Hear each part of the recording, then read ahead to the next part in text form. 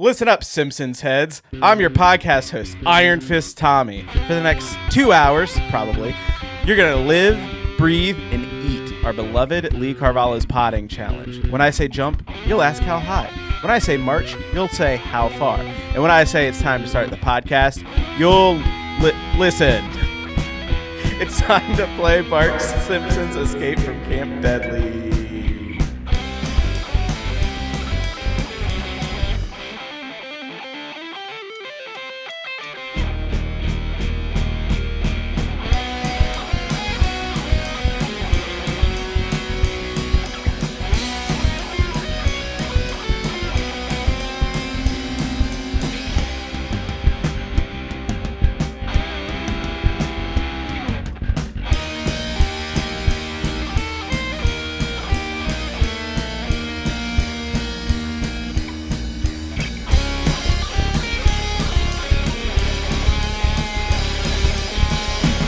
Welcome in to episode 3 of Lee Carvallo's Potting Challenge, a Simpsons gaming podcast that looks at the highs and lows of the Simpsons tie-in video games, plus the consoles and eras that shaped them, and the military-industrial complex, because there's always that. I'm one of your hosts, Tommy. And I'm your other host, Derek, and I'm just really in the mood for a good, kelp burger with maybe some crab apples. Doesn't that sound good? Ooh, sounds freaking delicious. How about some, what was the fish? I was just looking at it earlier. The fish? There is a fish dish. I missed the fish dish, I think. What was the fish dish? I don't even have that written down. I have liver pizza and prune ice cream, but I don't have a fish. What's the fish one? Fish smelts. Fish smelts? Or fish melts? Fish smelts. What does I have that no mean? idea. I think I Googled it. Because I know what smelting is, and I don't. And when you say fish melts, it's like a tuna melt, right? But fish smelts. They're like minnows. I don't know. Oh, I don't know, that's man. a type of fish. Whatever. Yeah. They really anyway, you're weren't also scraping the bottom of the barrel trying to find what are things that kids think are gross other than broccoli. I don't know. Fish smelts. I could have just used freaking whatever. You're also Derek, by the way. I did say that. I said Derek. Oh, you did? Oh, okay. Yeah. Sorry, I missed that. And today we're talking about a game that I tried really hard to think of something here that was fun to say, but this game is just not great. It's not bad. It's not terrible. It's just not. It's very whatever. It's but nice that it's relatively short. If you watch a long play of it, of someone who doesn't die at all, you can knock it out in 25 minutes and you've kind of gotten the experience of the game. Yep. The game is, I said it at the top, but I'm saying it here again because that's what I do. It's Bart Simpson's Escape from Camp Deadly. Yeah, I mean, this is, there's a lot to talk about with this game. Uh-huh. Actually, I take that back. We were just talking about this in pre. There's not a lot to talk about with this game, but there's a lot to talk about around this game. Yeah. But I mean, so you mentioned the long play of it. Did you watch long play of this one? Did you give it a... I tried playing it for a little bit. I do think that there was something wrong with how my buttons were mapped because I couldn't throw anything, and I didn't look at a manual ahead of time, so I didn't know that I could. So that made it challenging. So I didn't get very far when I was playing it because I thought that the game was just hard, and I didn't understand what Lisa was doing, what she was giving you. And it was, and so I could have easily just looked it up and then noticed and then realized oh, maybe my B button or whatever wasn't mapped correctly, but it wasn't. And I didn't know that. You still can get a little bit into it without having items because if you just sort of dodge enemies. So I was able to at least get a feel for how the game moves and everything. And it's not it's the smoothest game ever, but it's also pretty simple. So whatever. But I still was I kind of think I get the vibe. Yeah. I think I'm just going to watch the video, and I'm kind of glad that I did because it's a very repetitive, simple game. So very repetitive, simple game. Yeah. I will say that you, I think, invented the first Nuzlocke for this game. And well, I guess it's more of a pacifist run that you were going for, but I don't know. I don't actually think you could beat this game in a pacifist run. No. Once you get, I think I got as far as you could possibly get. Not being able to use items. I did get up to the treehouse of the first bully who you can kind of jump over, but I think you do have to defeat him to go farther. So it took me the longest time to figure out what I was supposed to do. I had to look up. I'll admit I looked up like what I was supposed to do with I think that's all of fine. the bully fights. I think that's perfectly fine and necessary. And that's what guides are for. Yeah, I mean, but I will say they did have names that kind of gave it away. Like after I looked it up, I was like, oh, wait, okay. Really? Blindside Bill, Rebound Rodney, and then Slipshod. Got it. So Rebound, you have to like rebound to hit him. Well, kind of, I think. Yeah, you do. And then Blindside, you have to hit him in the back of the head. Okay. What's Slipshod Sammy? What did you do with that one? I don't know. You just do the same thing. You just hit him in the back of the head. Oh, okay. So it kind of falls apart there at the end. Yeah. I will say, I did play through the whole thing. It only took me about 45 minutes, but I will say I use the rewind function on my emulator a lot. Okay. Yeah. So it was really nice to have that. I want to do like a pure playthrough of some of these games. And this one I think is I could probably do a pure playthrough of this one that I know what's coming. Yeah. But it's one that like in the first playthrough I was just kind of like, I don't know. Like some of the deaths are cheap. That the enemy spam is like so real, and we'll talk about that. Like, yeah. It's just bad. Like, and part of it is like the design constraints of making it in a Game Boy game. Mm-hmm. But yeah, that I was just like, you know what? I'm just not gonna do this. I'm just gonna rewind it. It's not like a hard game in the technical sense of like what you have to do. It's a hard game in that I don't think that it's built particularly well for the Game Boy. And yeah, and so it's like Bart versus the Space Mutants was hard, I think, because of kind of some of its complexity and not really telling you what to do and how it would change what your goals were and the mechanics of it every level. This game is hard just because I don't think that they knew how to make a Game Boy game. Yeah. Really is what it is. There's actually a source that I have later on that talked about, it might be one of the reviews, talks about how they were wondering if they started designing this for a bigger screen. Yeah. And I read that then too.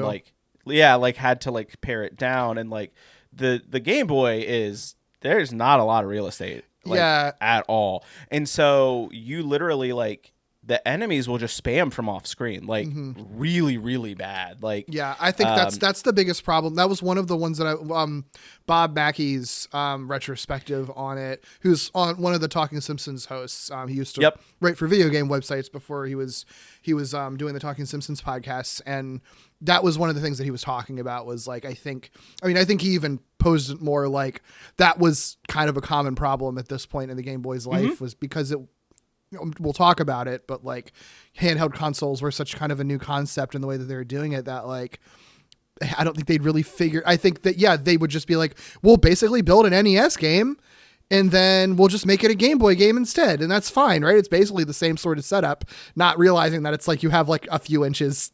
How many inches is the Game Boy screen? Like 2 or something? Like, yeah, it's very different than a television. It's tiny. It's tiny, and it's not even just like the tininess of the screen. It's like the actual, the actual constraints of like the number, like the pixels you have access to, and then the back. There's like a background and then a foreground, which are like the foreground is like your objects, and so it just it doesn't really work as well to translate something from like you have to design for it. Like you just have to design for that and keep those constraints in mind. And again, that I think it's hypothetical, the Bob Mackey piece. And actually that was exactly what I one of the sources that I pulled from. I think it was Retronauts that he used to write for. And I think it's a hypothetical question as to whether that was what it was or not, but I think it makes sense that they either A, just didn't really think about the constraints of the Game Boy, or B, were like trying to do something where they were designing it for something else and then just kind of shipping it to the Game Boy. So, like as a result, you have like a nanosecond when an enemy comes running at you and then killing you in one hit, which is why I didn't mind rewinding, because it felt like the game was really fucking unfair sometimes. So I was like, that was a cheap death. And also too, the other element was not even just Well, it is still just enemy spam, but like the enemy movements changed. Like you would have enemies that would like fall from the sky sometimes, and then other enemies that would just run from like both sides. And there's just times where it's like there is maybe like a pixel like that you can like escape, like because you have two enemies coming from the left and the right, and then you have an enemy that's like jumping, and like there were so many times when I would like jump to like dodge an enemy, or when you're in the mess hall, like duck to like dodge a fork, and then you have two enemies kind of coming and they just like close you in, and it's just like I don't know what I was supposed to do there out of that without knowing this was gonna happen. But anyway, we'll dive deeper into that here in a bit.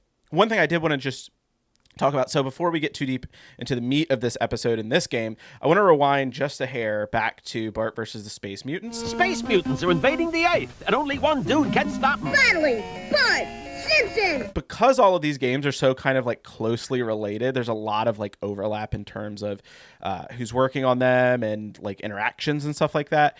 And as like we do research on some of these games, there's going to be just some tidbits that like are gonna pop up as we're doing research on the next game that relate to, you know, the previous one that we covered. And so that's exactly what happened here. So I am going to propose a new segment called Bonus Stage, where we just talk a tiny fraction, tiny bit, because we don't have enough to talk about most of the time on these about the previous game. But one of the things that I just wanted to call attention to, we kind of posed the question of like, how did the developers think about the movie The Thing when they were developing Bart versus the Space Mutants? I thought it was They Live was there. Or not The Thing. It was They Live, not The Thing. They Live. I mean, both John Carpenter movies, you know, it's a understandable mistake. I don't know why I put and with aliens too, like both of them. Yeah, they're both alien movies. They both have a T. They're both John Carpenter, both 80s. I think it's fair to be getting those confused in your brain. You know, Why did I write The Thing like 4 times? Oh my god! That's so anyway, funny. There was a September issue of Retro Gamer. The author Lewis Packwood actually covered Bart versus the Space Mutants, and one of the interesting nuggets involved the whole They Live element of the game. And according to the article, Gary Kitchen, who is that lead developer of Space Mutants, didn't intend for the game to be similar to the movie They Live. According to Gary, he didn't know about the similarities until years later when David Crane, the developer of the game that we're going to talk about today, told him about it. Okay. So it's actually a good thing that you didn't go and watch They Live before you played the game or anything. Because... I don't know how that's possible, though. Like, I don't know how that's possible. I don't know. I mean, like, it sounds obvious that they're similar, but, like, I feel like I can see the thought process of, like, Bart fights aliens because aliens are an easy video game enemy, and X-ray specs were a thing you would see in comics, in advertising, that Bart could use, you know. So like I think that makes sense, because that is where the similarities end. Like those are the only things that are similar with They Live. So true. And I will say they did have that whole note about like the X-ray specs coming from like the back of like a magazine, and like thinking like, oh, you can see through like girls' clothes or something like that. And Bart's always been kind of like more reminiscent of like a Dennis the Menace, like 50s style bad boy that would be getting those types of silly toys, you know? So I'll give them the benefit of the doubt, or give him the benefit of the doubt on that the similarities were just coincidental. The other thing I will note, we did talk a lot about how the game felt very weird and disjointed and distinct. And I don't know how I didn't come across this, but there was one of the things that Gary noted. And actually, I didn't take down where I actually got this from, so I'll have to look that up and make sure I put it in the extended show notes. But Gary said that one of the reasons that everything did feel disjointed was because of how it was put together. He worked on the first level and then the power plant level. Other team members worked on like the rest of the stages. And then they just kind of like, pieced it together. So, and part of that was because of the time constraints that they were given. Right. So like, I think that if there was a longer time frame, Bart versus the Space Mutants might have been a very different game because when you think about the first stage and the fourth stage, they're not exactly the same, but they do have very similar, like almost puzzly elements to them. Yeah. And there's like And- no puzzles in the other two. None. So I do think that if they had a little bit more time, we probably would have gotten a more puzzly focused platform, which I actually think probably would have been better if it was just more cohesive. You know what I mean? Yeah. I think that makes a lot of sense. I mean, like yeah. That said, I kind of prefer their weird piecemeal game to this game where every stage is the same, basically. So, know. Yeah. Well, that was it for the bonus stage segment.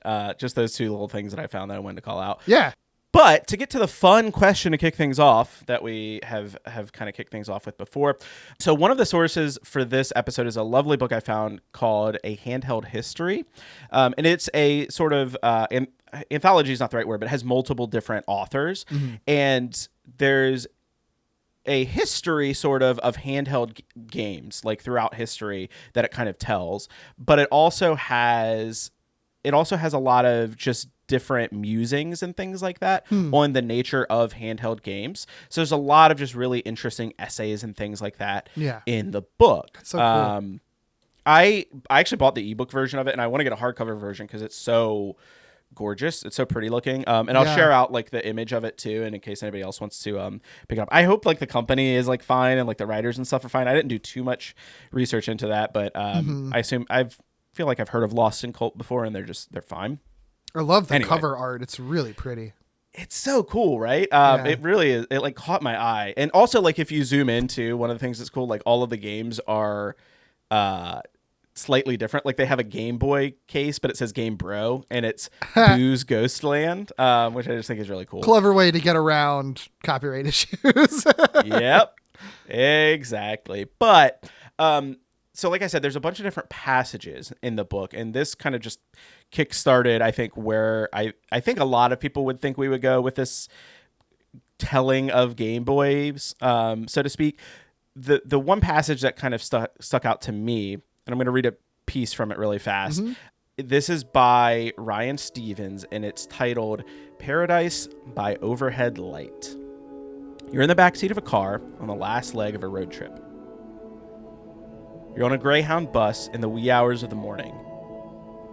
You're just lounging around on Sunday afternoon, light spilling in from the window. Your attention is on the screen in front of you. D-pad in the left hand, a few scant face buttons on the right. Your eyes are trained on the screen. Simple graphics by today's standards, but some sprites and pixel art. Your eyes are also squinting because there's no backlight for this handheld console. In the coming years, handheld technology will advance, and backlit screens will mostly eradicate the visibility issue that was for so long endemic to handheld gaming. But in this moment, preserved in the amber of history, handheld gaming means battling the elements and devoting your full focus just to see what's going on. These days are gone, but they were real once, and in their own way, they were beautiful. So, so nice. I really like that. I thought that was so Yeah. cute. That's just like the opening of it. It goes into more detail about kind of the idea of like like not having a backlight and stuff like that. But so the main kind of thesis is that it's both about the tragedy that was trying to play a Game Boy, which lacked a backlight or a front light until the Game Boy Advance SP. In the US, at least, there was. I'll talk about it in a second, but there was a different version in Japan that had a front light, and just kind of the general nostalgia for those times. Yeah. So here's where we get to the fun question. My question is, do you have a memory? Doesn't have to be specifically of playing by streetlight or in a car, but it can be of playing something on your Advance, because I think that was your handheld console, right? Like, Yeah. you got the Advance. Yep. Yeah. That's like burned like into your mind, less about like playing the game itself and more about the moment. Yeah. I have a couple of them. I mean, I won't rehash it, but I've told the story before, I think on the podcast at the beginning of like I got my Game Boy Advance because it was the first handheld I ever got. My parents like caved and got me one because I had a really bad operation. And so it was like, that was the keep something to play on the way to the surgery, because we had to actually, it wasn't local. We had to like travel about an hour and a half to the hospital I was having it done at. So just to keep my nerves and be distracted. And then when I was healing for, the next couple of weeks, have something to play. So that's obviously is burned into my brain, but for something different than the story I've already told. I do remember, during the summer, and I don't remember exactly what the years would have been, but it would have been like middle school age or something like that. After I had the advance, I would do these summer programs, that would just be like basically just taking like extra classes or whatever at at a college or another high school or something like that. Like, it wasn't college classes. It was specifically for like 10-year-olds or whatever, or 12-year-olds, however old we were. But like those types of things. And it was a thing just to keep you occupied, a thing that parents do try to get you into gifted programs or to make you look good for whatever else they want to send you to. So it was me and my friend Will were both in that program. And the one that we were doing was in Fredericksburg. This means nothing to people who didn't grow up where we grew up, but like where we grew up, going to Fredericksburg, it's like a good like 30 minutes or so. And if you have parents who work, like driving a whole 30 minutes in the opposite direction of where they work in the morning, probably dealing with traffic too, like work traffic, like that's just not really feasible because there wasn't like a bus to go there. So there was a bus, like a kind of a shuttle bus called the Fred. I wonder if that still exists for Fredericksburg. Yeah. I don't know. The Fred. The Fred. I remember the Fred. But there were Fred buses, which they weren't full ass buses. They were just kind of like small, like mini buses, like kind of almost more like big trucks. And there were a couple that would come to Caroline County early in the morning on weekdays. So all our parents would have to do for Will and I, they would just drop us off. And I think they would alternate days, just drop us off at like whatever the truck stop that the bus would pick us up at, and then take us there. So obviously we didn't have phones or anything at the time. So we would both just be playing our Game Boy Advances. And this was during a summer, I think after Pokemon Ruby and Sapphire had come out. So we were both playing Pokemon together on all those trips. But the thing that makes it really burned in my brain isn't just necessarily the bus ride. Like, that's not a huge deal. It really was more that the timing of it meant that when the program, the classes, whatever we were doing, whatever our science classes were, I don't even remember what they were at this point. Some wetlands or environmental science or something. I don't know. I think it was fun, but I don't remember anything from it. Once it was over, it was actually a few hours before the bus was scheduled to come and take us back. So we would actually have to just sit there and kill a few hours. So we would basically walk over to this like bus stop kind of area, which, was just downtown Fredericksburg. It's really nice and everything. But I remember distinctly, I don't remember exactly where it is now, but I could probably find it if I like searched around. There was like a big tree that was just in front of just like a government building or whatever that like no one would ever be around. And we would just park our asses under that tree and just play the Game Boy games for hours until the bus would get there a few hours later to pick us up. I love that. And it was like the first time I feel like we really had independence like that too, I mean, I guess I was a latchkey kid to an extent, but because Caroline, it wasn't like there was anywhere you could go. Like, I couldn't walk anywhere between school and my house or whatever. So like I would be home alone a lot, but I'd go home and then that's all that I couldn't go anywhere else. So it was different to like, that was the first experience where it was like out of town, hanging out on my own, like, and parents, trusted us to be able to navigate our way back home. No cell phones or anything like that. They just trusted that we would be okay to just sort of hang out until the bus got there, and then would pick us up when it came back later on in the evening. And it went great, and it was just really nice being able to literally just hang out and play Pokemon together, but also usually not even talking the entire time because we're playing our own games individually. Yeah, it's funny. One of the ones I thought about has to do with Pokemon as well, because of course it does. Like, yeah, of course it did.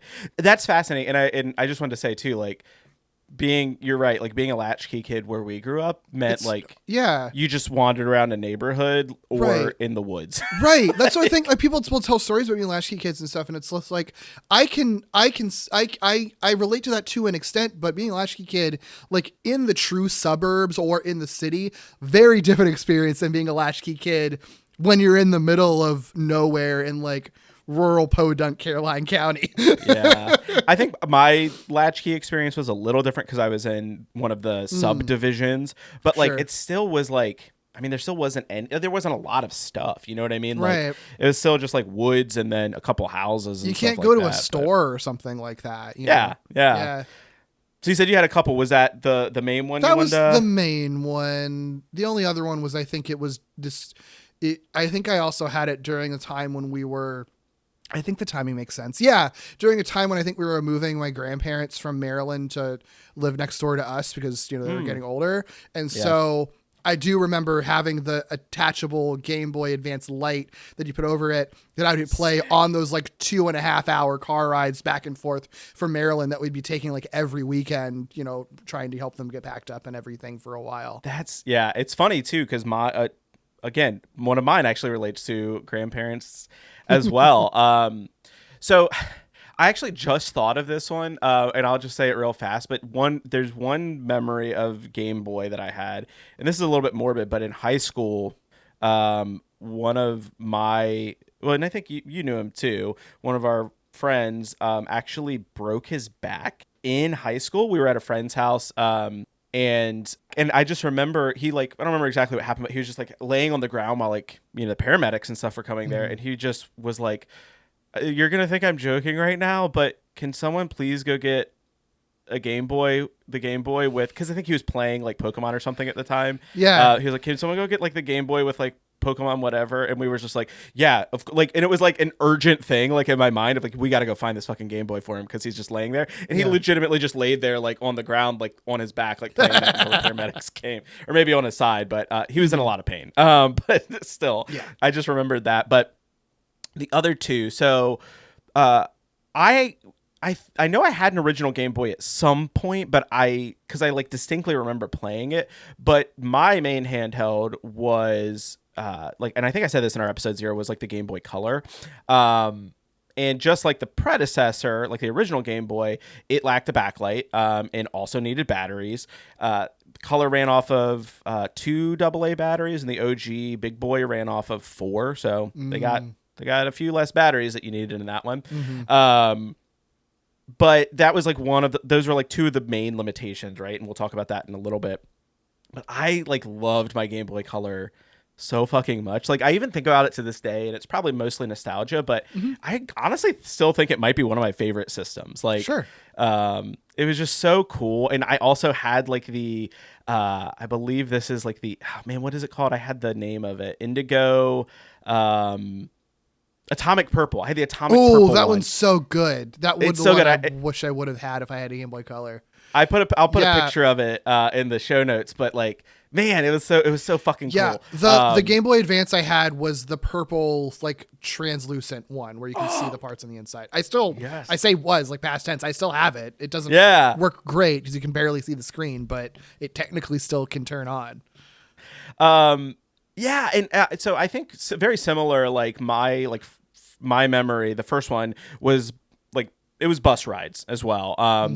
Like going to school. And one of the interesting features of the Game Boy Color was that it had this infrared sensor that allowed it to interact with other consoles. And I didn't know this until I was doing research on this. It could actually interact with like other devices. Like there was a Furby game.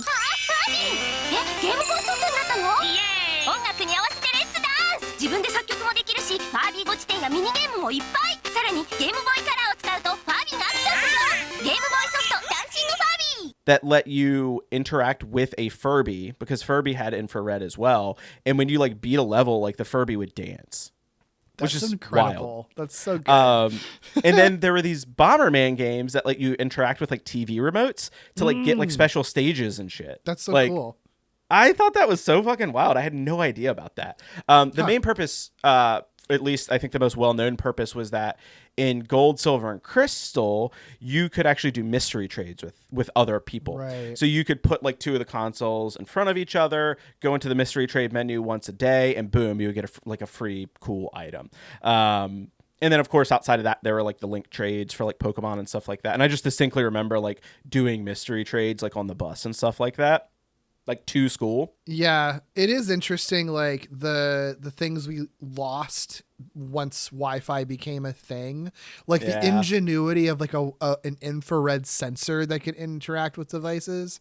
So interesting. And like you do kind of lose the magic a little bit when everything we do is like a handheld device that doesn't need to be hooked up with wires. That like you kind of lose the magic when it's like the fact that I can trade Pokemon without having to actually be in the room with you with some wires. Like it's great, but it is also like there's a magic that's lost without that analog aspect. Yep. There's a phrase that we'll talk about here in a minute called lateral thinking through withered technology that I think applies to that. But it's a very very important phrase for the Game Boy. But yeah, it's fascinating. So like that was like the one memory, and then the other one I want to talk about really fast. It's also a grandparent memory. So this one's more specific, but kind of starts out a little bit broader. So much like you, my grandparents lived further away. My grandparents lived in West Virginia, and we would travel to see them like usually twice a year, if not more. Prior to having a Game Boy, I would always get like these. I don't know if you ever got these. They were like these activity books that you could like color in, and like they had like special markers where you could like I don't even remember exactly what they were, but there's just like lots of different activities and stuff. And they had them at like travel plazas and stuff that we would stop at. But once I got my Game Boy, it was like that was it. Yeah, that and like reading books on those long trips. Right. But I would just like jam Pokemon Gold, Legend of Zelda, like stuff like that. And then just like the kind of story that we started off with, there was that necessity for light, right? That's not the main part of the memory. I think this is a little bit of a weird one to share, but I remember when my it was my great grandparents actually that lived in West Virginia. I remember when my great grandfather was dying, they'd like set him up with hospice care and stuff like that. And he was just, at home, living out his kind of like last days. And my great grandparents were like super important to my dad. And like they because of that, they were important to me too, obviously, because we would visit them kind of a ton. And he was a really cool person. He was a coal miner, belonged to the UMWA, which was the United Mine Workers of America Union, and was like staunchly pro union, like so pro union. Cool. I think I've probably told you this before, but he was so pro union that when we would like visit, we weren't allowed to shop at the non-unionized grocery store in town, which was Food Lion, and we had to shop at Kroger, which was funny. unionized. And like that actually stuck with me to this day, where it's like I still think more fondly of Kroger, even though it's our local one probably isn't unionized. Yeah, probably not. I have no idea. But the other, and this is a far off tangent, and doesn't really have anything to do with the Game Boy, but the West Virginia UMWA has a lot of really interesting history, which like I didn't know a lot about, but I just like started digging into it, and I was like, there's some really interesting stuff here. I'm not going to talk about it, but like, if you're curious, look up just some history of them. Like Google like United Mine Workers, the West Virginia Mine Wars, I think it's Mattawan Massacre. Like a lot of just shit that like I'd never really learned about. There's even a movie made about it. Oh, wow. Okay. Yeah. There's just a lot of history there. And if people are interested, I just think you should, take a look at it. And if I can find a reason to actually dive into it in one of these episodes, I will. Yeah. Do any of these Simpsons games ever stick someone in a mine? Maybe they do. Maybe. There actually is a union reference later on in this outline, but it was totally unintentional. But anyway. Oh, okay. Back to the nostalgia. I think like just in general, like we had planned to be there like when he died, which is like a morbid thing that we do as people, but I guess not morbid's not the right word. No, it's comforting. I think it makes sense. Sense. But I have this like really terrible memory that like sticks with me. Well, sorry. I have a terrible memory, but I have this memory. I just conflated two things. I have bad memory.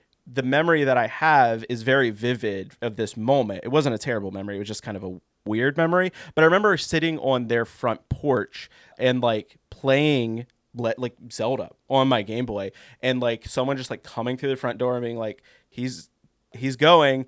and like everybody just like trying to rush inside. And in that moment, like all I could think about was like, what do I do with my Game Boy? Like, what do I do in this moment? Yeah. And I think like I like set it down and then eventually like picked it back up, and like there's people like trying to get past me and stuff like that. And then I think I just like shut it off, like just instinctively shut it off and like left it on like the counter outside. Yeah. And like, I don't know, there's nothing really like, there's no place where that story goes, but it's just interesting that like that's stuff, like that moment, like I don't remember a lot of stuff really well in detail, but I remember that like specific thing. I mean, it makes sense because when you're a kid, your priorities are a certain way and you only have a certain amount of things to worry about. So like the progress of your game is like a very important thing and high priority relative to what it would be now. And I do think that there is something a little bit profound when you consider like the difference between having a home console that is hooked up to either a computer or a television that is part of your, like part of a space in your room that is probably designated to be the space where you play video games. Like, that automatically makes the act of playing video games a little bit more of an event.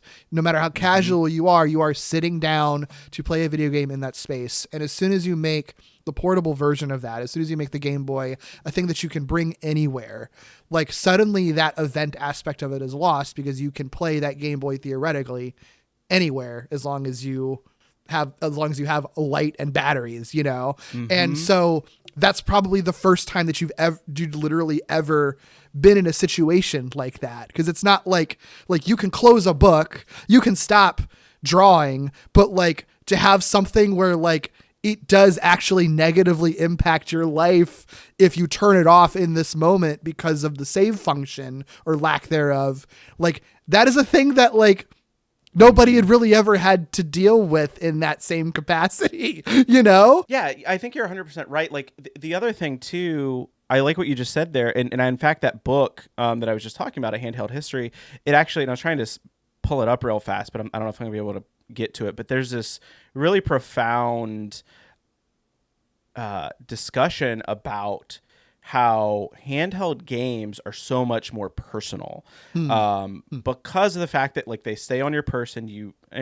It's a little hacky is a little bit too strong of a word, but it is a little hacky, but they're like, you cradle it in your hands and like, oh wow, that's a little much, but like, but I do think that there is something to be said for the fact that like what you were just saying, like home console was like a base station, right? Like you had to go to that location to play it.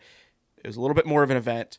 Your Game Boy was just there with you, like when you needed it. And that's a little hacky to say, but like it's true. Like it was just it was there in the times when you were like, I'm gonna be bored on this trip, or I'm gonna want something to do, so I'm gonna bring it with me, and I'm gonna have it until it runs out of battery or it becomes night and I can't play it anymore. And it's a thing that we don't really have anymore to the same extent because we have our phones all the time, so you always have some device that's with you that you can always sort of you know use to distract yourself or whatever. And you know, even though like obviously portable handheld gaming systems exist, it's not there's kind of a lack of specialness to it. Although I will say, like, even like the Switch, I'm more inclined to pick up the Switch and play something for a little while in the middle of the day than I am to turn on my PS5 in the middle of the day. Like, I will play games during the workday on my Switch when I just need a little break. I'm not necessarily going to turn on my PS5 and play in game for a little while, you know? Like it does make it, there's like a certain level of freedom that you feel with having a portable handheld game that you don't get otherwise.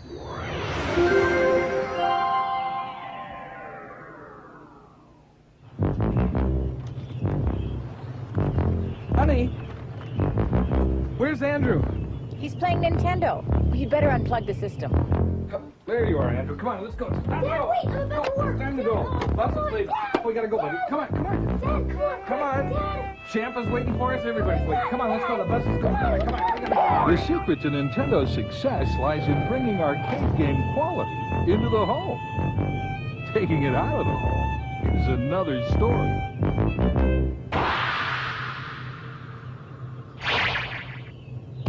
You can take it to the lake. You can take it on a date. You can take it to a boring picture show. Ha! You can take it to the game.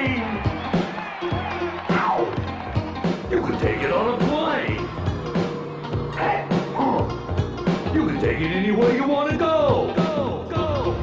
Go with the power of the NES, right in the palm of your hand. Game Boy, the state-of-the-art compact video game system for portable handheld video action. Completely self-contained, Game Boy features patented Nintendo controls, a cross-key joystick, AV start and select buttons, screen contrast, and volume control. Powerful CPU and microprocessors allow complex scrolling backgrounds, hundreds of images, and exciting play. Digital stereo sound with personal earphones, battery, power indicator, Tetris game pack, and exciting video link cable. The video link cable allows simultaneous multiple player head-to-head competition with Tetris and other video link game packs. Accessories include an AC adapter rechargeable power bank and a carrier case. And the beauty of the system is that once you own Game Boy, you can change games as often as you like, simply by replacing the game cartridge. All this in a package that goes everywhere. I also think too, like, we are of the era that, like, we really had, I mean, like, the Switch is a handheld platform, but it's so much different than the Game Boy, was. Oh, yeah. The DS, I think, was still closer to the Game Boy, but still was like a little bit different because it did have like some of the online functionality. Right. I don't know. I just think that there is, and this might just be nostalgia and, that whole kind of like back in my day, like it was so much better. But like, I do think there was something very special about the Game Boy as a system, just because of what it was and what it was for like our generation too. Yeah. So anyway, thanks for sharing. Those were, I wanted to just open up with those stories because I think because of how personal the Game Boy is, like, it just makes sense to kind of share those stories. But I think this is as good a time as any to talk a brief history of the Game Boy. Sure. And it will be brief. Really? Are we sure? I don't know if I believe you. It's fine. I maybe only have like 5 minutes of conversation in me about this actual Camp Deadly game, so maybe this is okay. Yep. All of teenage Tokyo seemed to beat a path to the door of the store, selling its latest video game cassette in an unprecedented display of consumer frenzy. The lines outside the Tokyo shop were so long that some waited for 20 hours just for the chance to buy the latest in a series of computer games called Dragon 3. Nintendo's success in both Japan and the United States is helping fuel expansion at its American plant. The company is enlarging its facility to meet growing demand. And with Nintendo equipment in millions of homes, Howard Phillips says that video games are just the beginning. Nintendo has got a piece of electronic gear which is in quite a few households now, and we're looking to get it in as many households as we can. In the future, who knows what we'll be able to do with this, in addition to the home video entertainment. Nintendo has been the hottest, best-selling toy for 3 years running and has cornered over 90% of the video game market. This Christmas could be Nintendo's biggest and best super-selling season. But will it be its last? Some toy industry analysts think so. Why? They cite recession, increased competition, and Nintendo's own market saturation. 29 million American homes, that's nearly 1 in 3, already have Nintendo.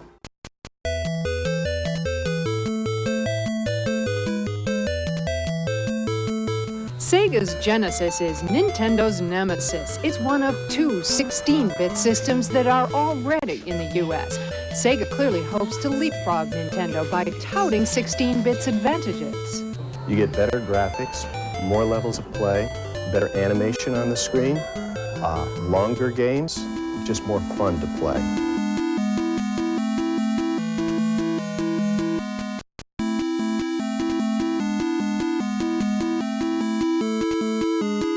Until Nintendo debuts its Super System here, its customers' appetite for new gadgets is being sated by Game Boy. They said it wasn't humanly possible, but now you can have all the power and excitement of Nintendo right in the palm of your hand. Introducing Game Boy.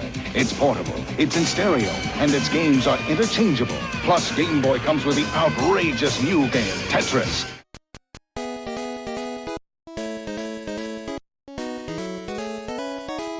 I became obsessed with Tetris on the Game Boy. I couldn't have a conversation with somebody without seeing the Tetris shapes behind them. You need a Tetris shop. Tetris. And now you can take Nintendo wherever you want to go with the Nintendo Game Boy, pocket size, with interchangeable cartridges. More than 5 million will be sold by the end of this year. Have you been Tetris-sized? Square, rectangle, trapezoid, tetrazoid. Nintendo introduces Tetris. Put a piece here, put a piece there. Use your thumbs, use your eyes. Find yourself Tetris-sized. Now you're playing with power.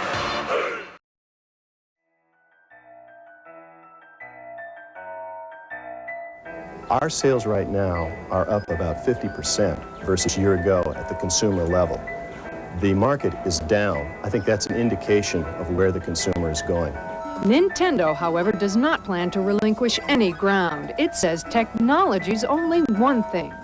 First and foremost, it's games. It's always games. It's like opening up a new movie theater that's got 16 stereophonic sound. If you don't have any fun movies to watch, who's going to go?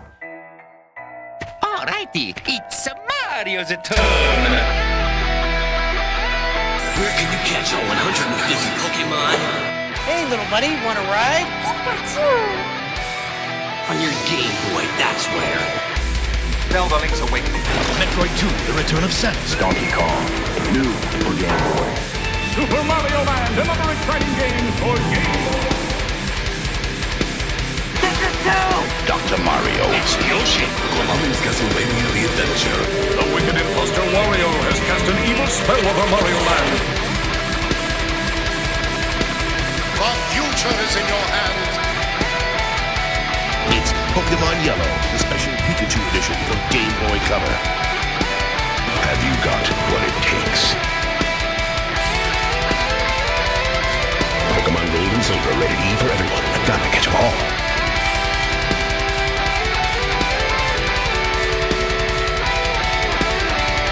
Just how much of a threat is this? Because the reports say they're on their last leg, the major competition.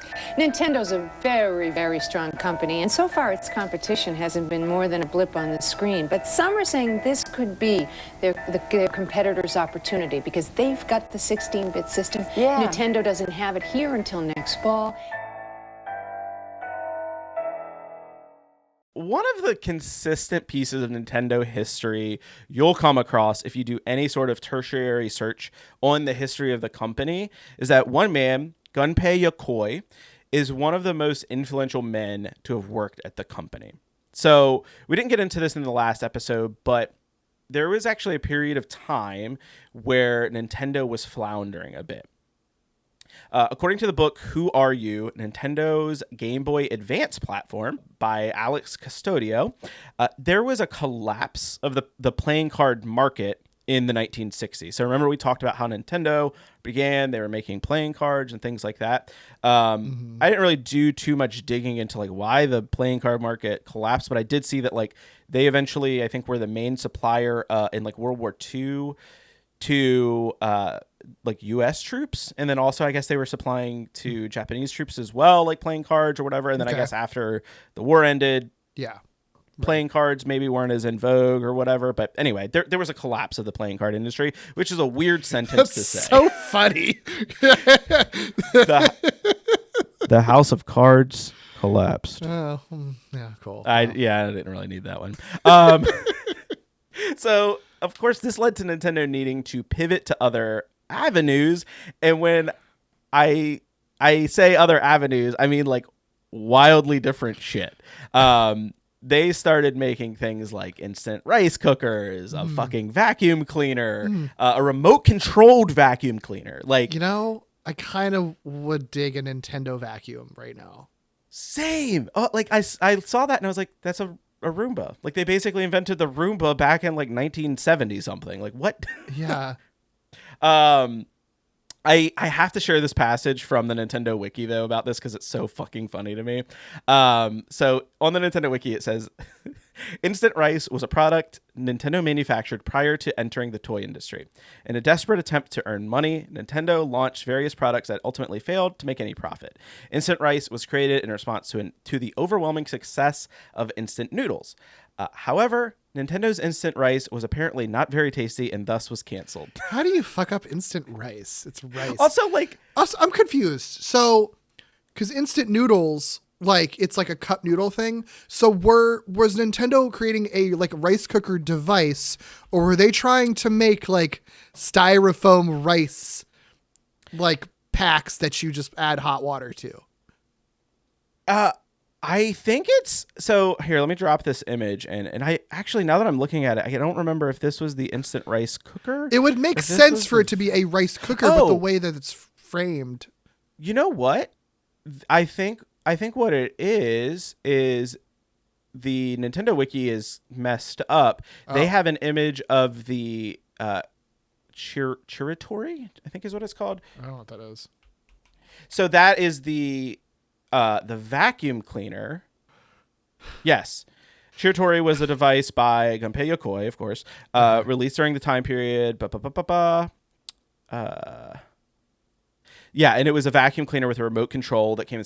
So they just had. So I got confused. They had. I think that is what it was. The instant rice was like a package thing, but in the wiki article, they have the picture of the Chiritori, which I just assume was the rice cooker. So I'm looking at it because it does look like.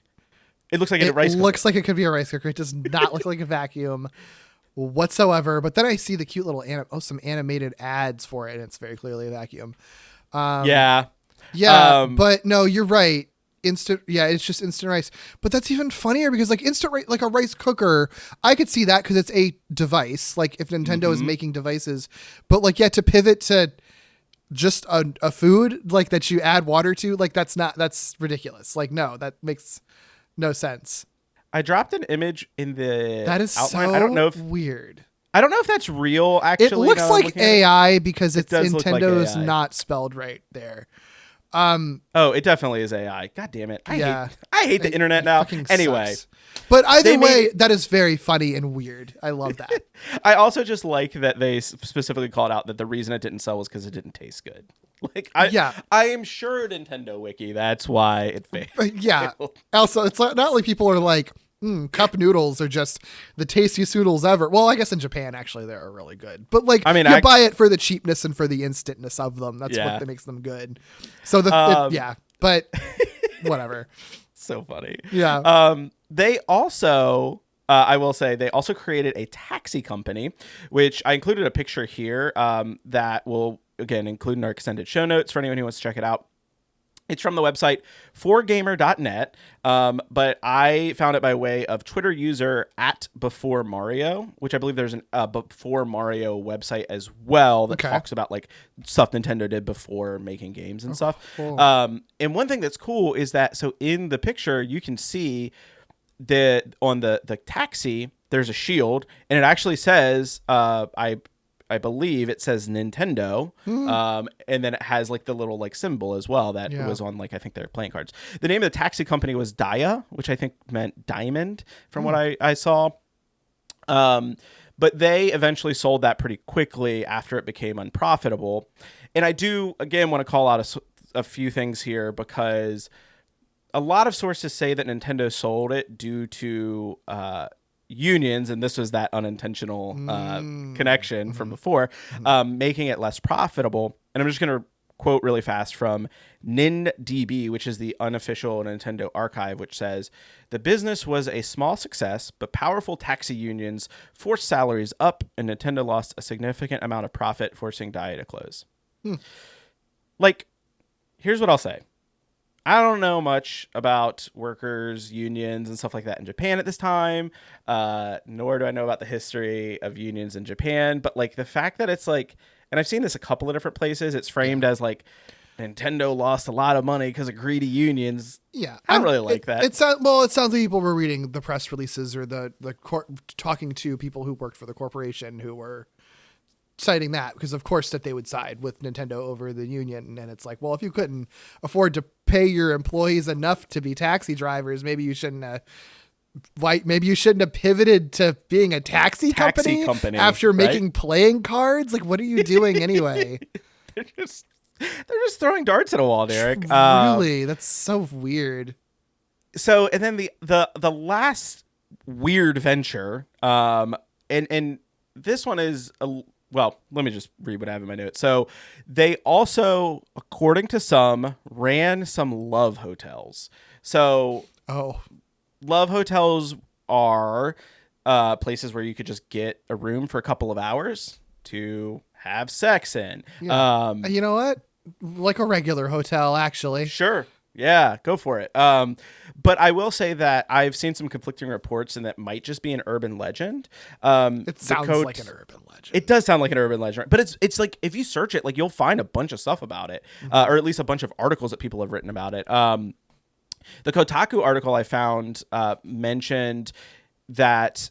So it even was like kind of just giving like, it was like, yeah, they had these love hotels, but then they noted the location and name of them seemed to be lost to the pages of time. Oh, convenient. And I was like, yeah, maybe they just didn't fucking exist. I actually found another article from Go Nintendo, and they noted that the main crux for the belief that they existed was a mention in the book Game Over: How Nintendo Zapped an American Industry, Captured Your Dollars, and Enslaved Your Children by David Sheff, which the title of that book is ridiculous. Yeah, that's quite a title. But apparently it's a well-regarded book in the industry. It has like a lot of like interviews and stuff like that, whatever. But like that's the only place that people have pointed to of like there was just a mention in that book, and so it's like gone off. Well, and I mean, it's not. I mean, I guess they did pivot to weird things, so I guess it's not that much weirder than a taxi company and instant rice. And no shade if they did that. It's just it is just one of those things where it's like Nintendo's dirty little secret. They ran a hotel where you could go have sex. Like, are you seeing the articles that I had to like sift through? Oh no, I just was throwing that out there. Did they literally call it like a dirty secret or anything?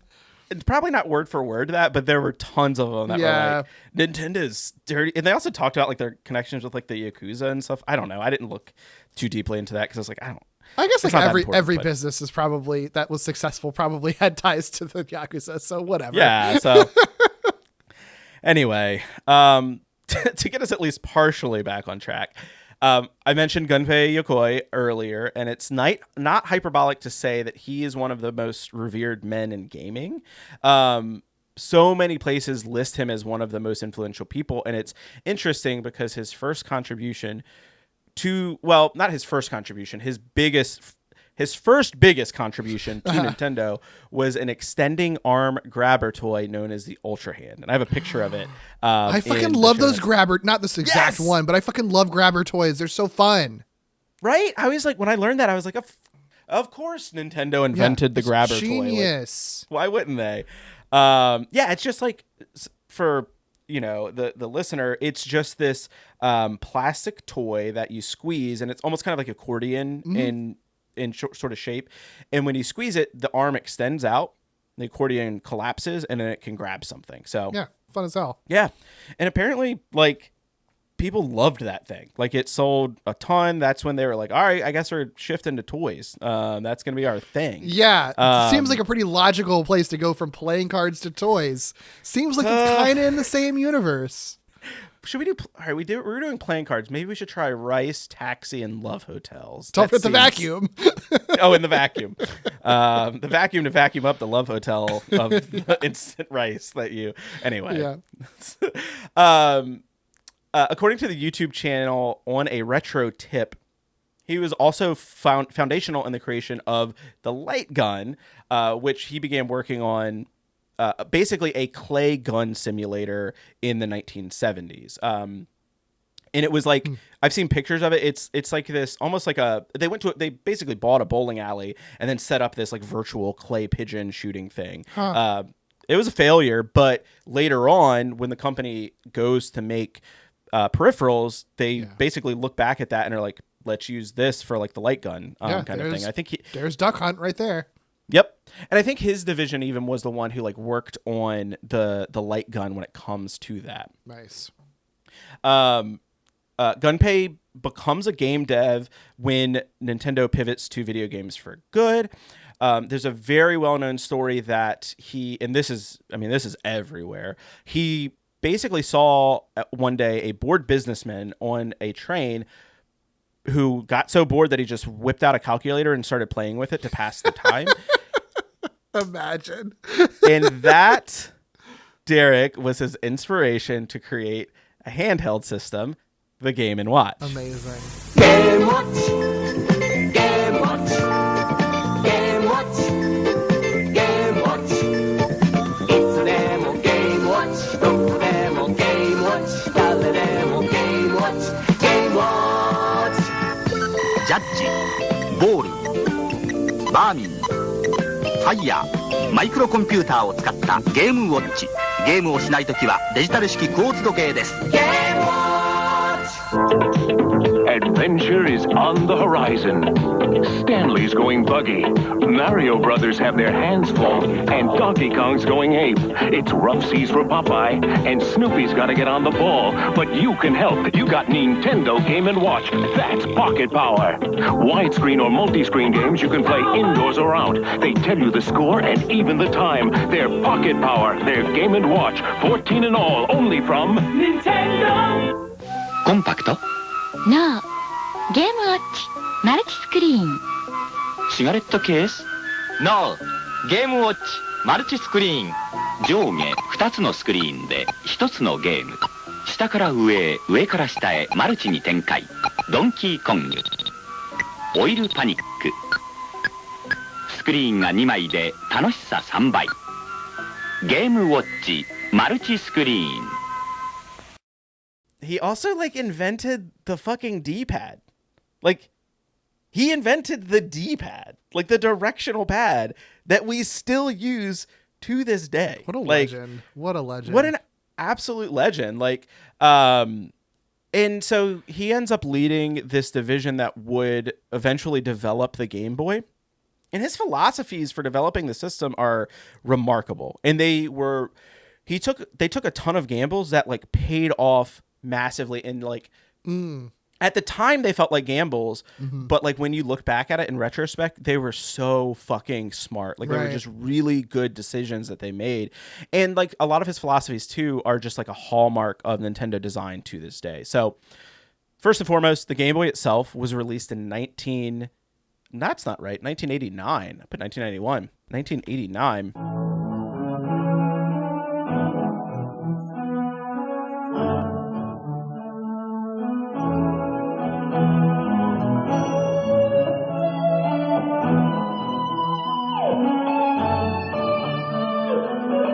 You don't stop playing because you get old.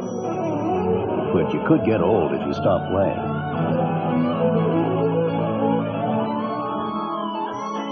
Game Boy from Nintendo. Responsible adults aren't supposed to have fun. Wake up. We can do whatever we want. Drive racing cars to work, play golf in our pajamas, tennis on the bus, or baseball in our mother-in-law's living room. All you need is a Game Boy. It's a personal game-playing system with over 200 puzzle, action, and sports games to choose from. Hey, fun is your reward for growing up. Start playing. You really gotta get one of these. Game Boy by Nintendo. Have you had your fun today?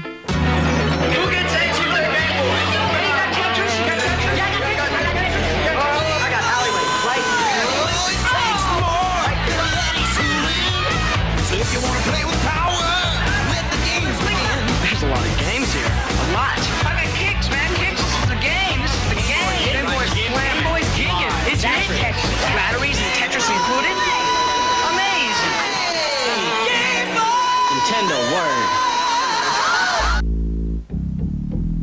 Down with Zelda from the very start. I got the heart and smarts to play the part. Down with Zelda. Creeping through with an overhead view, cause a man's gotta do what a man's gotta do. So I stay on track, collect the facts, never cut slack, and I always watch my back for jacks. Down with Zelda, yeah. Don't understand, I'm the man with the plan, cause the power's in my head and the power's in my hand. Down with Zelda. And it wasn't the only handheld system released at that time. The Turbo Express was an 8-bit handheld device that played the exact same games as the TurboGrafx 16, which was a home console and a direct competitor to Nintendo. There was Atari, then there was Nintendo. Now, the next generation video games, TurboGrafx 16 and TurboGrafx CD for live video games and 2,000 times more memory. Turbo Express Portable, Turbo Chip compatibility, basic system $99.99. TurboGrafx 16, the next generation now.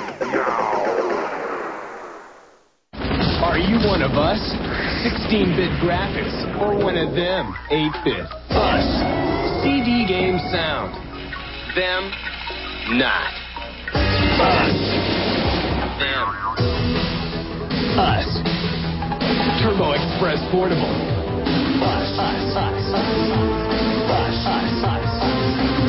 Buy TurboGrafx 16 now and get one of 38 selected games free.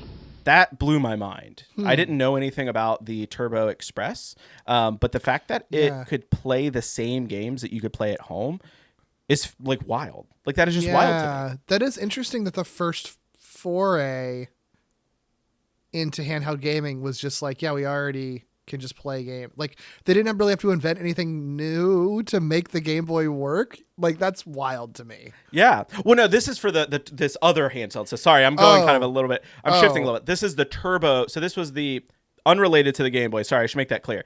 The direct one of the direct competitors to the Game Boy at the time is there were three. I see. The TurboGrafx Express.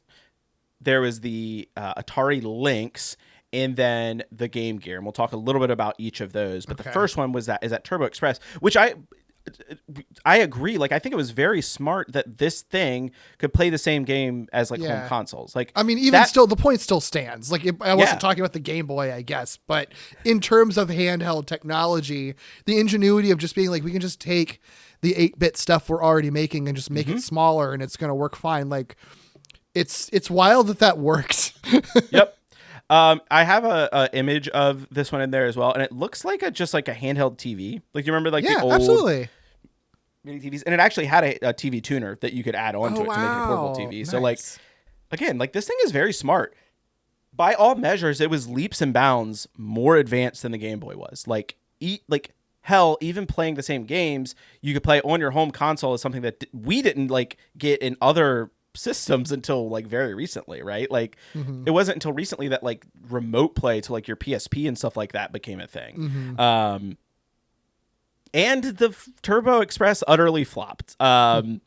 It was released a year after Nintendo, but that's not the reason that I'll posit that it didn't do as well as the Game Boy. Okay. So shifting gears, we also had at the time the Atari Lynx. I love that name. That's such a good name.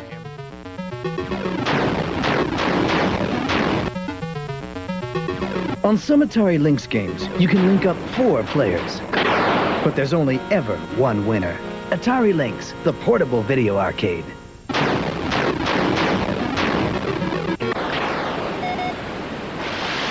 Atari Lynx has an option switch,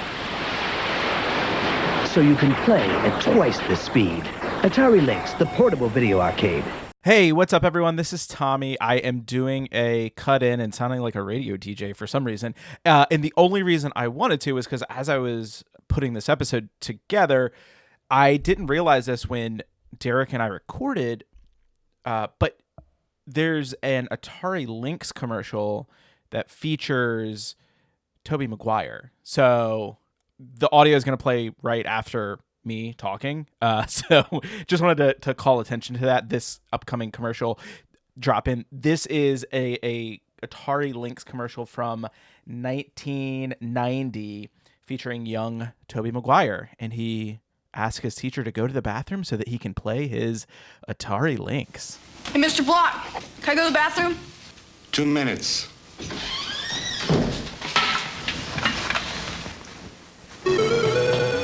Oh, yes! Good there. Oh, yes, yes! I'm in the tube! Oh, yes, yes! Oh! All right! Introducing Lynx from Atari, the four-color video game you can get away with. Well, sometimes. You gonna buy the same old Game Boy? Atari Lynx, the portable video arcade. With the biggest screen for full-color attraction, stereo sound and 16-bit action, and more games for total satisfaction. Lynx will blow you away. Lynx, more fun and games from Atari. Dude, this console is wild. Like, it is wild to me. So this was another direct competitor of Nintendo's and the Game Boy itself. Atari obviously was. And it released in 1989, the same year as the Game Boy. It was 16-bit in comparison to the Game Boy's 8-bit. It was full color. And I forgot to mention, I think the Turbo Express was full color as well. And it had a backlit screen. Like, all things that, like... bananas. Right? Like, I just always... My understanding of the Game Boy was always just, like, the reason it looks that way is because that's the technology at the time. But the like, technology exists. It probably was expensive to produce this, I imagine. Mm-hmm. Yes, that is one of the factors. These things are pricey. I will say this device is so cool. It even had multiplayer. You could link to up to 16 different people. How is that even possible? In 1989. Wait, Jared. how do you even do, like, you have 16 cords around? I don't understand. There's this, I think there was a cord that you could, like, run from one, and then I guess there's, like, a splitter that you could, like, run another one to another one. Wild. I mean, that seems, Bananas. that does seem a little bit too complicated. Like, a LAN party with a Lynx, like, sounds like a nightmare. But the fact that they could do it is that's unfathomable to me. The one thing I will say about this system, one of the reasons that, like, I'm sad a little bit that this failed was it actually had a little bit of accessibility options. Mm-hmm. If you were left-handed, you could flip it and play it left-handed. That's like so cool. You could put it upside down, basically, right? Mm-hmm. Yeah, so it has basically the A and B button, or I don't know if it's A and B, but whatever the buttons are on the top and bottom, and there's a button near the screen that you could push to say flip, and you could just turn it. That's so cool. And it's, I mean, like, we don't even really have, like, you can't do that with the Switch now, nope. You know?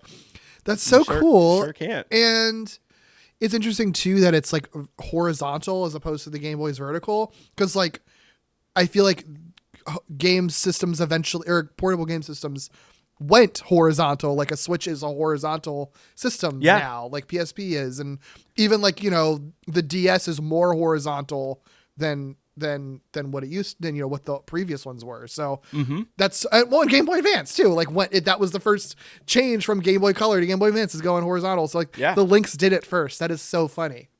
Yeah. And all that said, it also utterly flopped. Yeah. The third and final handheld that we'll mention, like I said, is, and you probably know this one, it was the Game Gear. Swept the country like a plague. Thousands of helpless teenagers trapped in a dull, drab world of colorless video games. But there is hope. Color? Introducing Game Gear from Sega. The full-color portable video game system that separates the men from the boys. Game Gear from Sega. We at Sega have learned that some people are actually throwing their one-color portables away. We urge you to stop. There are still many practical uses for them. Fix a wobbly chair. Look, a cat massager. Spread cheese snacks. We at Sega admit we may have an unfair advantage with Game Gear being a full-color portable with tons of new games. This is still no excuse. Use them to tenderize meat, as sunblock, or whisk away unsightly poop. Please help save the planet. If you were colorblind and had an IQ less than 12, then you wouldn't care which portable you had. Of course, you wouldn't care if you drank from the toilet either.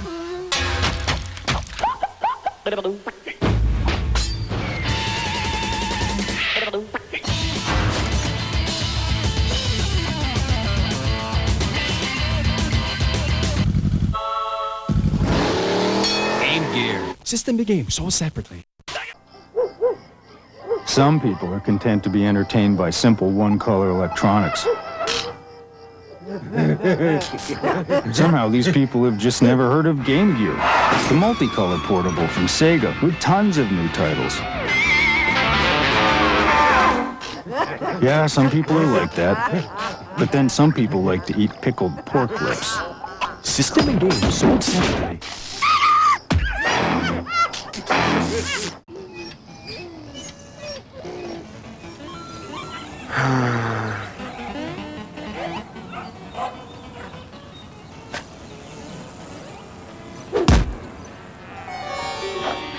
Whoa. Color. Hey, there's an easier way to get color. Get a Game Gear, the full color portable with over 150 games, like the new Echo, Mortal 2, and Sonic Triple Trouble. Did you ever actually play a Game Gear? Never touched a Game Gear in my life.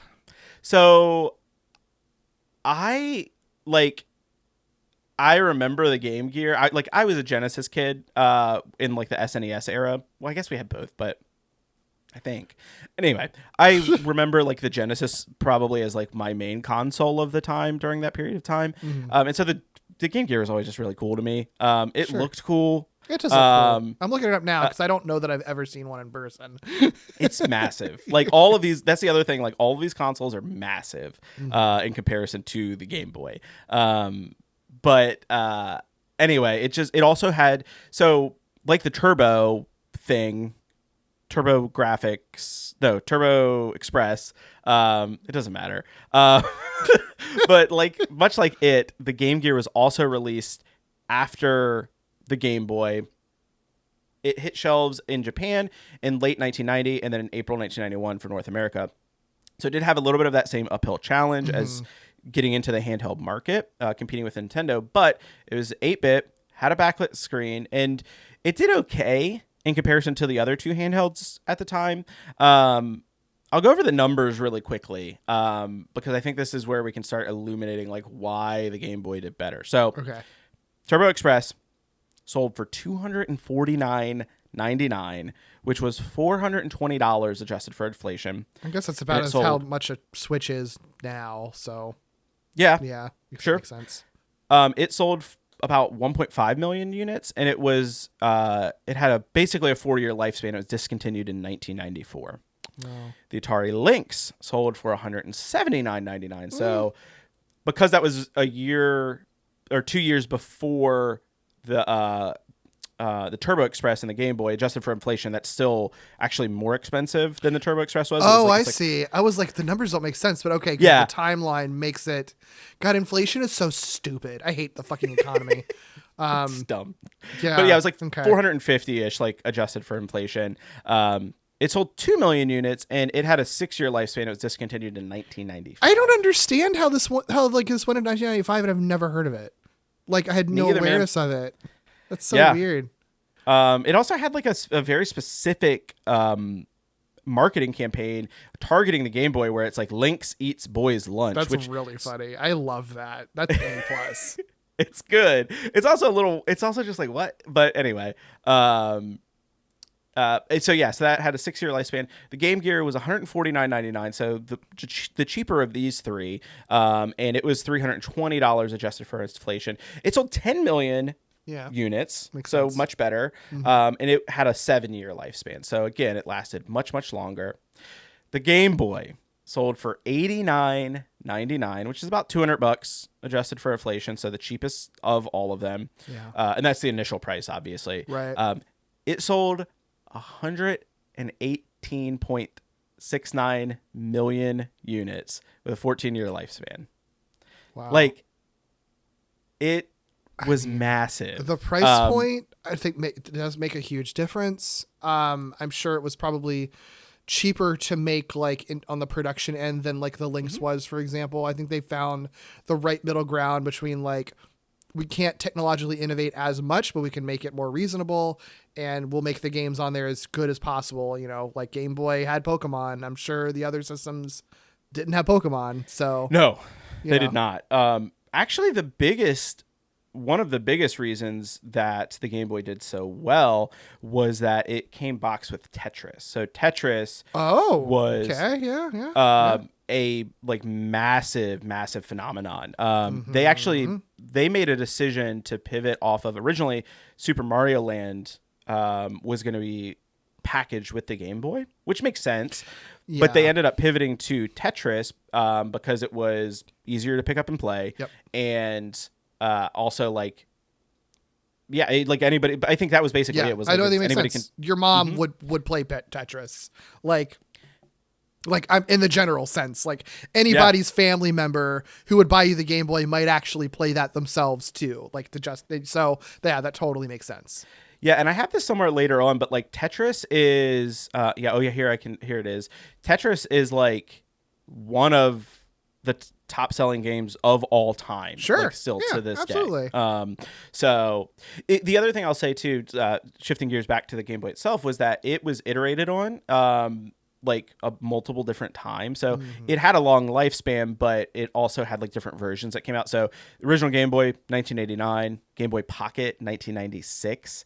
I'm going to put pictures in here. I'll put them in the extended show notes, but the Game Boy Light, that was the one that only released in Japan and actually had a front light, I believe, attached to it. Oh, wow. Okay. Or not attached to it, but like within the kind of construct of it. Yeah.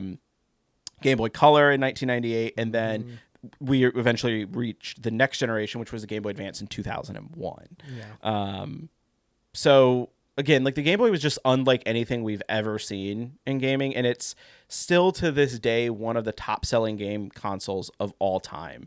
Like I was looking at the numbers, and no system sold more units than the Game Boy when it reached the top of like the console chart in 1998 of like the most sold units. It wasn't until 2008 when something got close and then surpassed it. It was the PS2. And to this day, it remains the third best-selling console of all time. Like, I believe it. Just absolutely massive. Do you want to take a guess as to what the other top platforms are above it? I already mentioned the PS2, so what are the other two? I would guess PS2 is PS2 in the top three above? It is, yep. Okay, so I would guess that PS2 is number 2? And then no, PS2 is number 1. And then number 2 so. It's not the Switch, is it? Is it an older one? It is a little bit older, but not that much older. You're actually close. So the Switch is one of them. The Wii? It is number 3. So the Wii? No, it was actually the DS. Oh, shit. That makes sense. So it's PS2, DS, Switch, and then Game Boy Color. So like... Oh, so it's the fourth best-selling console then. It is the fourth. My bad. My apologies. Okay. Yeah. So it's the fourth best-selling console of all time. Still, I can't do math. Still, and like it's only edged out by the Switch, and the DS, which only exist because of the Game Boy. So, and I will say there's a total of 7 consoles in the top selling, and I just think all of this is just fascinating. It's interesting, to me. yeah. But like, there's 7 handhelds in the top 20 list. The only one that's not a Nintendo handheld is a PlayStation Portable. So it's like makes sense. Game Boy Color, DS, Game Boy Advance, 3DS, and then the Game & Watch. But if you ask any casual person, anyone who like only has the most basic familiarity with video games, and ask them name as many handheld consoles as you can, they're mostly just gonna list Nintendo stuff, and then maybe the PSP. Like, yep. You know, like it would be no random person on the street is going to be like, yeah, the Atari Lynx the Atari Lynx, obviously, you know, like, yeah. Did you ever have like, because you didn't have a DS, but like, I remember getting a DS and my parents still calling it a Game Boy. Right. Everybody did. I remember. Yeah. Yeah. I remember people calling the PSP a Game Boy. Isn't there a joke in The Simpsons that Marge just says Game Boy, like something a Game Boy at some point? Right? That sounds really familiar. I'll have to look it up and see if I can get the clip in here, but I'm sure like it's so ubiquitous. It almost is like at the time, like when handhelds were like still coming out, and I say still coming out because like we have a couple that have come out like now and then, but like really it's like the Switch is technically not a handheld, it's a hybrid, but like there's not really, Nintendo's not making dedicated handhelds. You have PlayStation that is sort of now, but like, who knows how well it's going to do. But anyway, but like at the time when those other ones are coming out, people are calling everything a Game Boy. So like, it's just kind of like the Band-Aid effect, Band-Aid, Kleenex. I also did just type Game Boy into Skreeonk, and I don't have a scene that's coming up that is what I think. Marge, just say Game Boy plenty of times. Maybe I'm just not getting to it yet, but I don't know. So you might not have any luck finding that scene. If it wasn't cut into the episode, then you'll know that I just made it up, apparently. Or maybe I'll cut out all of this and just have Marge saying Game Boy in another sense, like just all over this whole part. I don't know. You've just got to accept it. Your Game Boy is gone. Anyway, going back to the main topic. So we talked about like the Game Boy being like the top handheld platform. A huge reason for the sheer success of the Game Boy and honestly Nintendo handhelds and consoles moving forward was the understanding of what people wanted from a handheld device. And that was one of Gunpei Yokoi's initial gambles. So like I said this before, but like I always just thought that like the Game Boy was the way it was because that's how consoles had to be at the time. But like when you look at the landscape of what we just talked about, that was a choice. They could have made something as graphically powerful as the Turbo thing. They could have made something less powerful than that and still looked better, like, the Game Gear. And they could have given us a freaking backlight. But they chose not to. And the one specific reason they chose not to do those things was battery life. Oh my God, that makes so much sense. That makes so much sense. So something that was so interesting when I was looking at those other devices was like, and I'll talk about the difference in battery life for all of them, but like and I think the Game Boy might have had an AC adapter as well. But the fact that I don't even remember it is like telling. Those consoles, like, they made the AC adapter coming with it like a main like selling point, right? Yeah. And it's not really what you want when you're making a portable device, right? Like having an AC adapter, like look, if I never had to plug my phone in and could just swap out a battery like that, I would prefer that. I don't like having to charge stuff is annoying. Like it sucks that we have to do that. And yeah, I think the Game Boy being able to operate on battery and last for a long time, that's such a huge advantage that like I miss that we don't have that in any of our technology anymore. I know. I mean, environmentally, it's probably better. But, okay, fair. But I do think like if there was in a perfect world where if it was like, oh, these batteries that I use will just be like reused somewhere else, like then yes, I would 100% subscribe to that. Like we just went to like the convention, our local convention, like last weekend, right? And like one of the things I did before we went, I was like, I gotta make sure my phone's charged. I'm gonna bring an extra charger. I'm gonna bring like a battery pack just in case. And it's like that stuff is annoying, like what I mean? But like and so if thinking about like the difference in battery life too, like if you were going on those long car trips, like what are you going to do when you run out of battery on your Links? Like you just have like a stack of batteries to like have to switch them out. Unless you have like a car charger or something like that. I don't know. With the Game Boy, you could bring one extra battery. You don't have to bring two. You can bring one extra battery and that will probably be enough to tide you over for the weekend, if not the whole week. Yeah. Like juice it up, man. Yeah. So to get a little more specific about like the whole decisions that Gunpei made. So going back to that book, Who Are You?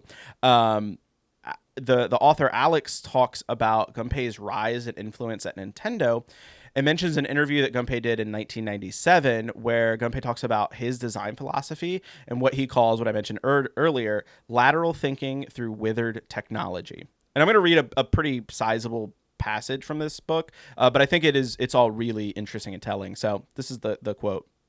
This approach looks to outdated technologies, that is to say the residual, to solve present problems with respect to design, cost, and performance. Jennifer De Winter refers to this practice as derivative innovation. This mode of design takes ideas and technologies that have already been developed and combines them in novel ways with the intention of improving upon them. She observes that this approach is part of a larger Japanese business culture predicated on the adoption and imitation of Western technologies without compromising their own practices. New innovations arise out of an incremental change as old, recognizable technologies are adapted for novel uses. The Game & Watch series of dedicated handhelds explicitly embodies Nintendo's philosophy of lateral thinking. Although the story of Game & Watch's creation has been told many times, it bears repeating now that because of how fundamental it is of our understanding of platforms as assemblages. So the book goes on to talk about how Yokoi, that story I told you about him witnessing someone on a train and being fascinated by it and having that desire then to create something, right? Like to kind of make that, to make the Game & Watch essentially, like that kind of vision. But specifically what the book points to is that not only is it just the idea that he was inspired to make a game toy, the book goes on to specifically talk about how Nintendo and Gunpei ended up partnering with Sharp, like Sharp Corporation, who made calculators specifically like for their LCD screens, using calculators and watches at the time to create the Game & Watch, right? So I don't know if any of our listeners have ever actually seen a true Game & Watch. The recent re-releases of them have like actual like backlit screens and like graphics and stuff. The original Game & Watch was basically like an LCD screen and then like little lights that would light up, right? So like they were pretty rudimentary, and even if you've played one, or even if you haven't played one before, you might have played something that like emulated it at the time. Or like I don't know what the names of those are, but like the Tiger handheld games that are like, that would just be like Disney movie tie-ins and stuff, where it is just like a little black figure that pops up on the screen. Like I had a Snow White one and a Jurassic Park one, and a couple other ones, like they're very simple, cheap little games. Like that's all based in the Game & Watch model. It's all, yes, it's 100% based in that model, and it's like based in like off of that. And again, the Game & Watch were very popular. And so the reason I wanted to call attention to that is like that was a specific choice as well. Like again, they could have made something different at the time, but they decided to go with that because one, they wanted it to emulate like what people are used to, and two, they wanted it to be cost effective and have a long battery life. So jumping back to the Game Boy and that philosophy, like I said, there were other ways that they could have approached the Game & Watch, and I'm going to go ahead and just quote from the book again really fast, and it's the last time I'll do it. Although more powerful technologies existed at the time, Yokoi maintained that the systems should use the calculator's technology because they kept battery life long and prices low. His rationale was that consumers would prefer more affordable products over cutting-edge technology that looked better but didn't offer as much beyond aesthetics.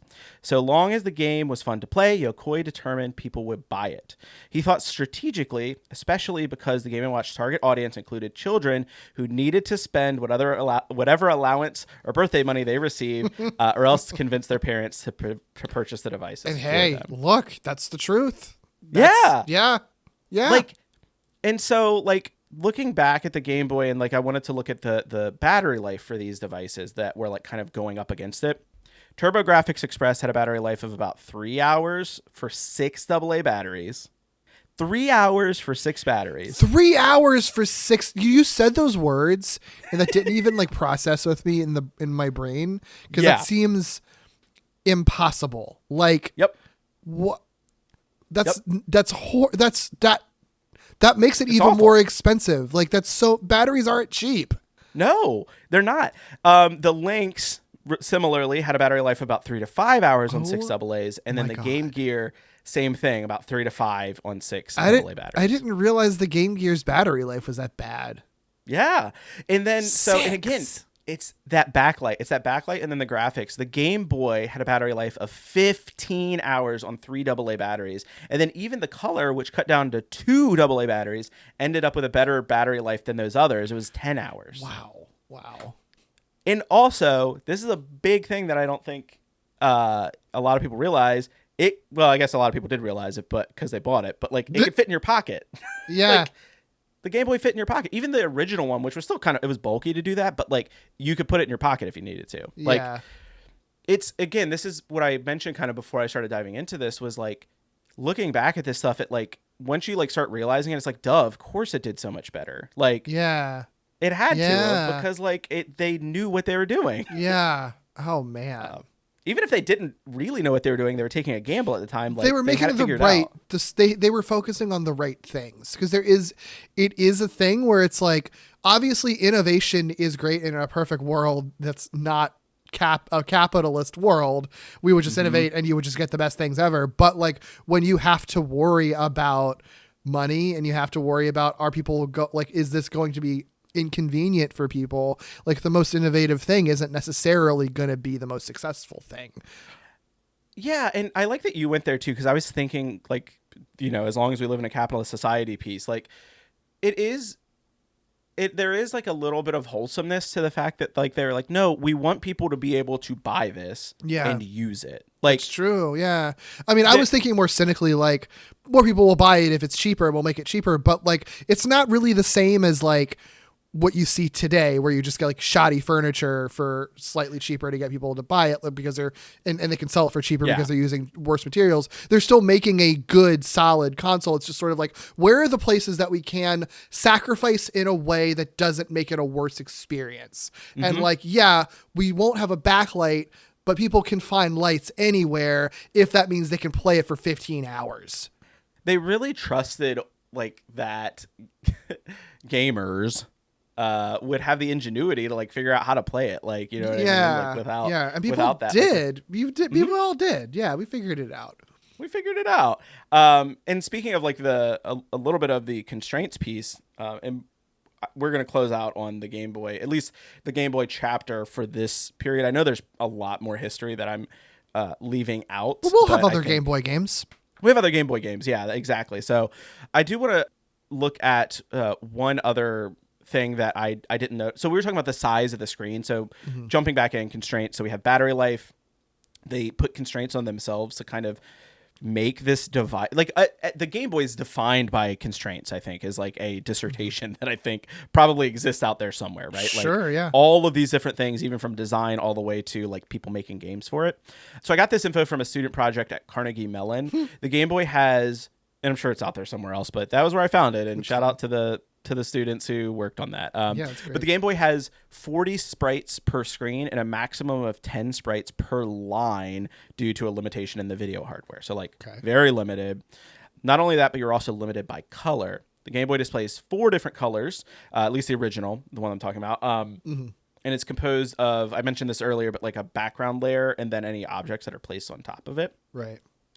So making something good, something compelling on the Game Boy is a real challenge. Right. And that's another game design philosophy that kind of shines through for Nintendo. Embrace the limitations and make something that is compelling. Yeah. And I'm going to quote, these are the last 2 quotes before we move on to the actual game. This is from one of the final interviews of Gunpei before he died. I think it's the same interview that that book I was talking about referenced. And this was a conversation between Yokoi and Yokihito Murakawa, who was also a game developer. And I got this quote from Nintendo Life, which, as always, will be linked in the show notes if you want to read the rest of it. And this is just translated from that original interview. But basically, Gunpei says, the technology was there to do color, but I wanted us to do black and white anyway. If you draw 2 circles on a blackboard and you say, that's a snowman, everyone who sees it will sense the white color of the snow, and everyone will intuitively recognize it's a snowman. That's because we live in a world of information, and when you see that drawing of the snowman, the mind knows this color has to be white. I became confident of this after I tried playing some Famicom games on a black and white TV. Once you start playing the game, the colors aren't important. You get drawn in mentally into the world of the game. And then this is kind of later on, he talks about this. And I thought this was just really interesting. And actually, I really like this kind of like thought process. Yeah. He says, do these play worlds really need to be that photorealistic, I wonder? I actually consider it more of a minus if the graphics are too realistic. I think there's pros and cons. It depends on the game. Yeah, Depends on the game. Depends on the game. If things are too realistic, there's no room for your imagination. And the reality of those faces you thought were beautiful will be revealed. I kind of cut a little bit here. He's kind of saying something weird about like, you know, soft focus on cameras for like beautiful women and stuff like that. Okay. Well, you know. Anyway. We'll just leave that to the side. That's why that beautiful faces thing is there.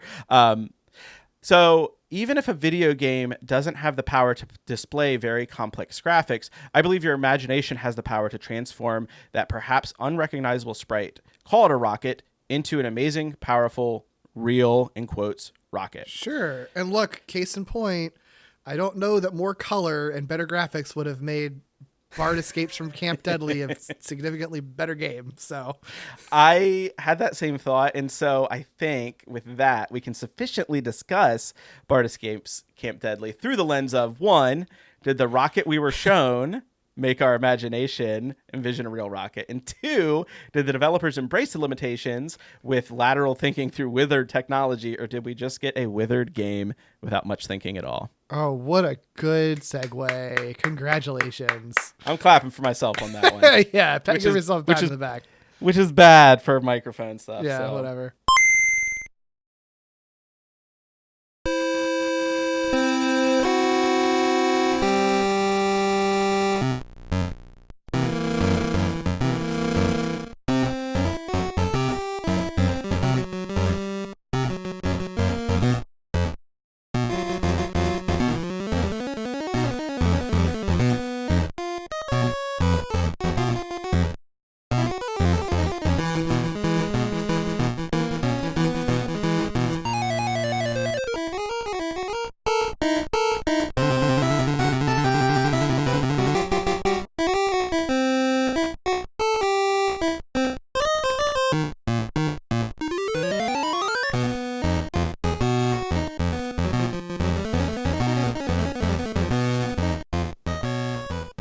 So, as we mentioned at the top, this game was released November 1st, 1991 for the Game Boy. Oh, really? I'm so surprised.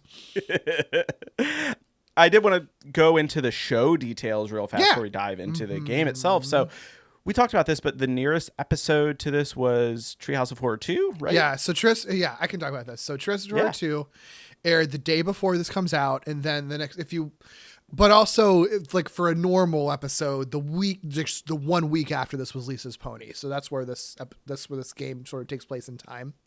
Gotcha. So you'd think if you wanted to like watch an episode in conjunction with this, it would be Camp Krusty, but Camp Krusty comes out about a year later after this. It's the beginning of season 4. This is like a couple episodes into season 3. So it's like a full ass year. Camp Krusty is in production with season 3. Like it's a season 3 production episode, but I don't think like when they're making this game, that episode hasn't even been written yet, as far as I could tell, probably. Everything I could come across says that the games were completely and the show like episode were completely unrelated. And I believe it because I believe it for a few reasons, but I mean like Bart and Lisa go to summer camp, like that's such a basic ass idea. Like of course I can absolutely see two different parties coming up with that idea. And also Camp Krusty, like there's a weird production history with that one anyway, because like it almost became like the first Simpsons movie with that idea. So like I think that that's a thing. Like I don't think that it's the other way either. Where I don't think the writers were inspired by this game. I don't know that the writers working on The Simpsons had any awareness of what the fuck was going on with the video games whatsoever, to be honest. Nope. Especially by this point. I don't think they gave a shit. So I don't think they had anything to do with each other. Camp Krusty was created completely independently. This game like doesn't have anything to do with it other than Bart and Lisa are at a camp and it sucks. Like that's it. Dear kids, I hope this letter finds you well. We are doing great. Your father is in the best shape he's been since, well, ever. Size, strength, agility. We miss you terribly. I hope these jelly bean cookies will tide you over until you get home. Hey, Simpson, tell your mom her cookies sucked. Dear Mom and Dad, I no longer fear hell because I've been to Camp Krusty. Our nature hikes have become grim death marches. Ugh. A snake bit me. Back in line, maggot. Our arts and crafts center is, in actuality, a Dickensian workhouse. Come on, wimps. These Gucci wallets have to be on the streets of Hong Kong by Friday. Bart makes it through the days relying on his unwavering belief that Krusty the Clown will come through. Krusty is coming. Krusty is coming. Krusty's coming. But I am far more pessimistic. I am not sure if this letter will reach you, as our lines of communication have been cut. Giddy up. Now the effort of writing has made me lightheaded, so I close by saying, save us! Save us now! Bart and Lisa. Kids' letters from camp. Oh, she complains now, but when we go to pick her up, she won't want to leave. So I didn't even bother to watch that episode because I can watch it when we're more placed in that time period. It'll be next to another game. It'll be near another game, I'm sure. So the two I watched, Treehouse of Horror 2 comes out the day before this game comes out. Hello, everyone. Before last year's Halloween show, I warned you not to let your children watch, but you did anyway. Well, this year's episode is even worse. It's scarier, more violent, and I think they snuck in some bad language, too. So please, tuck in your children and... Well, if you didn't listen to me last time, you're not going to now. Enjoy the show.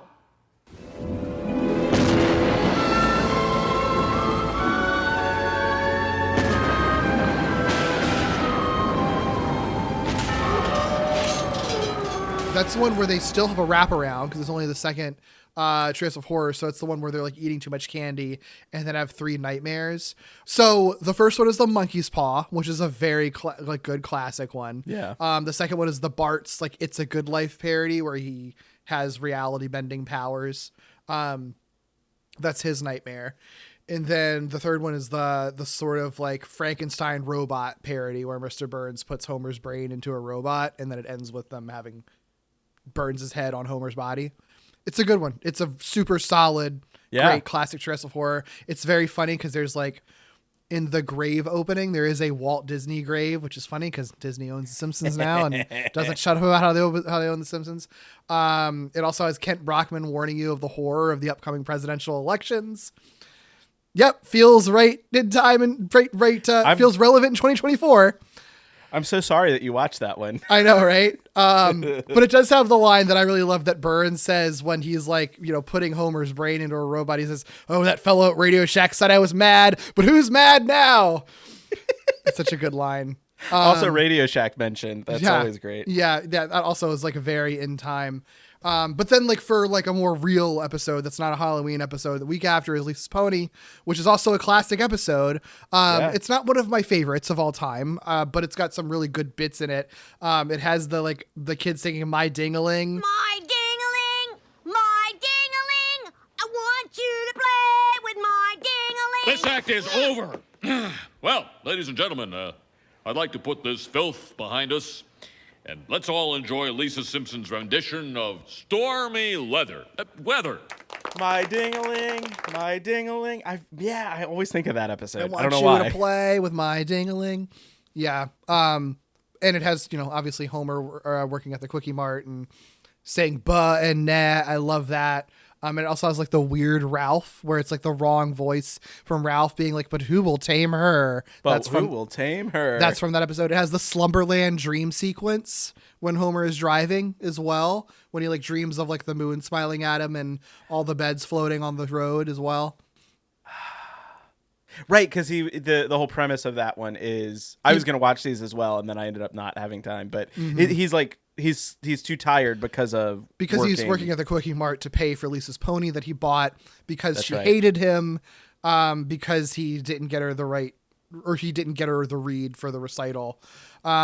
So. Yeah, I mean, it's another classic one because it's from season 3. Like every episode by this point is a classic. Not one of my favorites. I like Treehouse of Horror 2 better out of the two, but it's a good episode and better than this video game.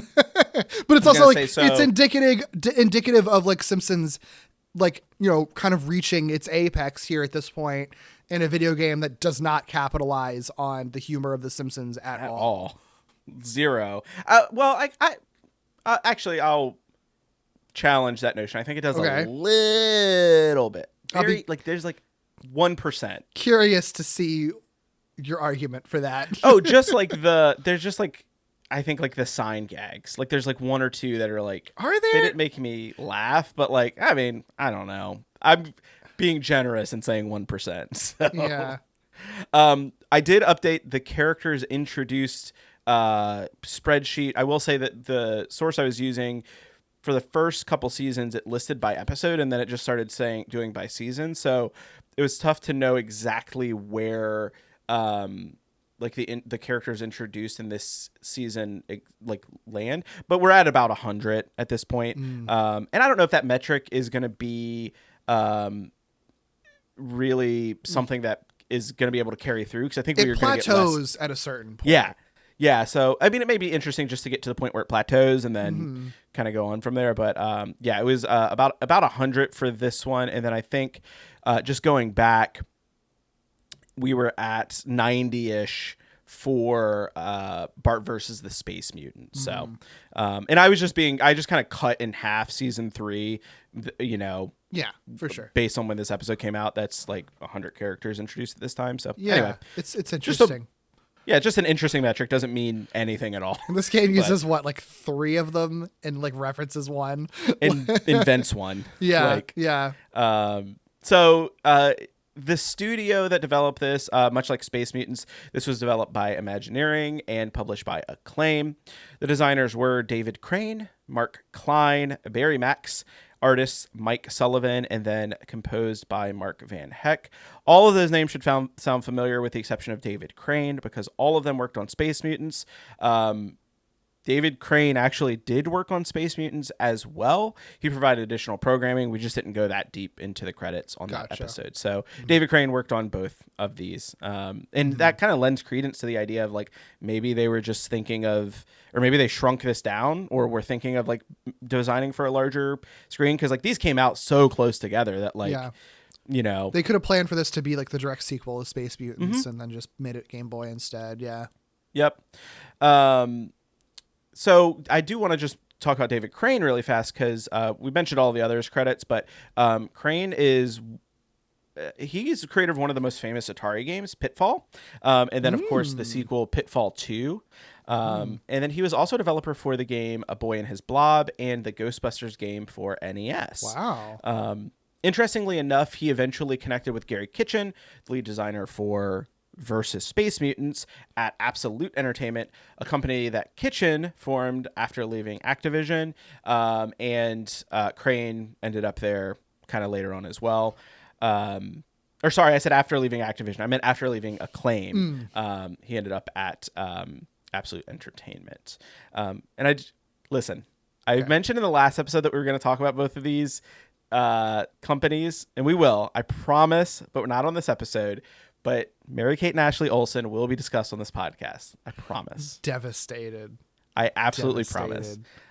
Next episode might be a good one, because we're going to be going back to the... Actually, I've got to double check if Versus the World had to be Acclaim and Imagineering. It's like the same game, basically. So anyway, the next one I think we'll be able to talk about Acclaim and Imagineering. If we don't talk about Mary-Kate and Ashley in the next episode, I'm going to scream and demand we do a special Mary-Kate and Ashley game centric episode where we just talk about that game, and you have to play the Mary-Kate and Ashley games.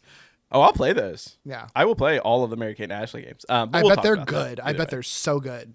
They're probably better than this. They probably are, actually. They honestly probably unironically probably are. They absolutely probably are. Anyway, there's not much to discuss at this point on the development, so let's talk reception. Overall, this game was not particularly well received by critics. Surprise. And that remains true to today. I mean, it was like mixed reviews, but I think most people kind of decided on like, even the good reviews I felt like were, I don't know, not disingenuous, but like they were just like, it's a Simpsons game and Bart's causing trouble. And it's like, I don't know. They're giving the fact that it was like a Simpsons IP a lot more weight than the fact that like it was just not a great game. Right. And I did just want to mention, so I actually pulled a quote from that review by Retronauts, written by Bob Mackey, that pretty much says everything I think I have to say about the game. And I think this is exactly what we were talking about at the top. So he talks about the simple jumping and shooting is nothing to write home about, but Camp Deadly would have at least been a semi-competent early Game Boy game, if not for the interminable waves of enemies it constantly throws at you. here was a big problem with the Game Boy titles. The developers were clearly designing Camp Deadly with a big screen mindset. Yep. Enemies teleport in from the edges of the screen. And given how little space there is to actually maneuver, you sometimes have less than a second to react.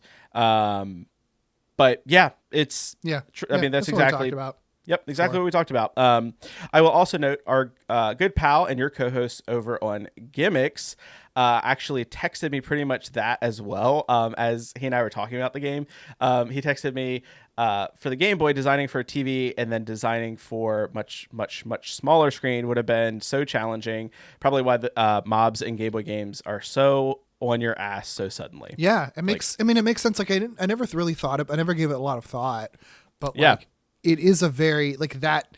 That is something you do have to be very intentional about design wise, and I think it probably is very easy if you're so used to designing for TVs to not put as much consideration into that as you should, or to overestimate how much can really fit on that small screen and be happening at once. Bart is so big. Like, Bart takes up so much space. I even thought about that. There's certain points in the game where you have like Bart and Lisa against like, you know, just an enemy, and like the proportions are so bizarre. It's so like bizarre. If you, I mean, it doesn't have to be realistic. We would just had that conversation from that quote or whatever. But like, if you imagine it in real life, it's like if you have a real human, like adult they'd be standing next to you like a person in like a Rugrats costume at a theme park, you know, like a mascot size. Like that's how big they are. And then when you take that into account with the gameplay, that's literally taking up a bunch of the screen against these like, you know, enemies that are coming at you, that are literally like running at you, that you have to try to dodge. So I think that's a beautiful segue, because we also talk about sales typically. I could not find anything about sales for this game. I tried to. I couldn't. Yeah, it's just not out there. But what I can tell you is that in 1991, the top-selling Game Boy games worldwide were Dr. Mario, which sold about 740,000 units.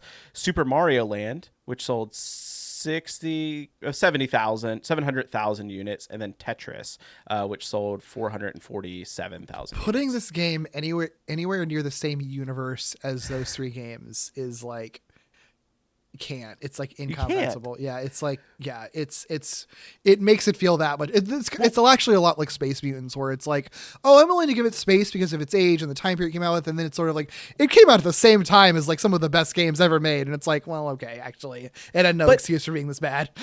Here's what I will say: like all of those games, the one thing I think they all have in common is that they use the screen limitations very well. Like, yeah, sure. Tetris, like they're built, like Tetris is built, you know, in such a way that it's like it works on the screen. Same thing with Dr. Mario, and then Super Mario Land, they shrink down Mario. I will say the first Super Mario Land is not as polished as the second one, but like they shrink down Mario and they shrink down all of the enemies, and it works. Like, because everything is so much smaller. I don't know why they didn't do the same thing. With, you know, Bart, but I guess you have to have him be recognizable, right? Like that's the only thing I can really think of. Anyway, kind of moving along, I couldn't find much about the development of this game either. I did want to share this very real behind the scenes snippet from Simpsons Wiki. According to the page on Iron Fist Burns, Iron Fist Burns is the main antagonist of the game of this game for the Game Boy.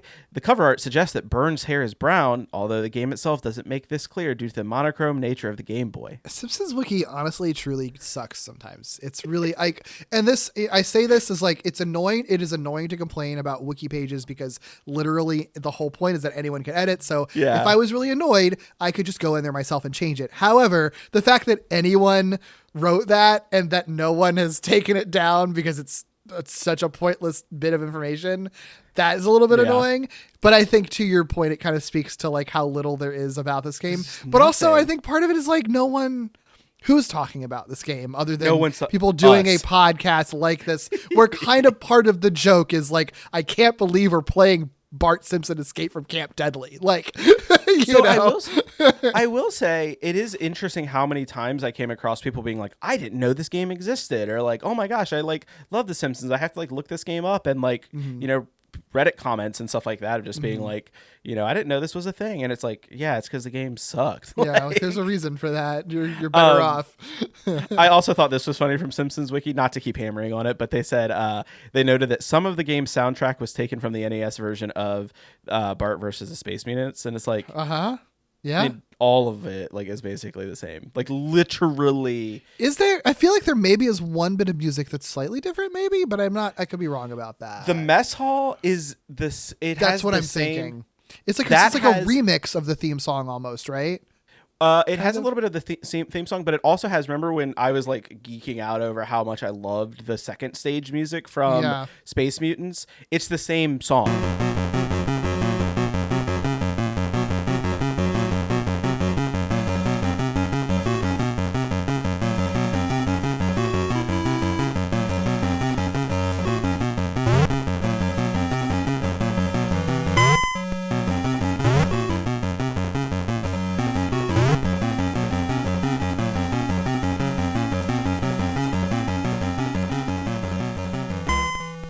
The composer's the same, so like, or one of the same people who worked on Space Mutants, so it's like, you know, whatever. It's fine, but you run into the same problem where it's like the Simpsons theme song wasn't really built to be a repetitive video game song, and then you hear the Simpsons theme song a bunch, and it's like, well, this sucks. Okay, so didn't fix that problem.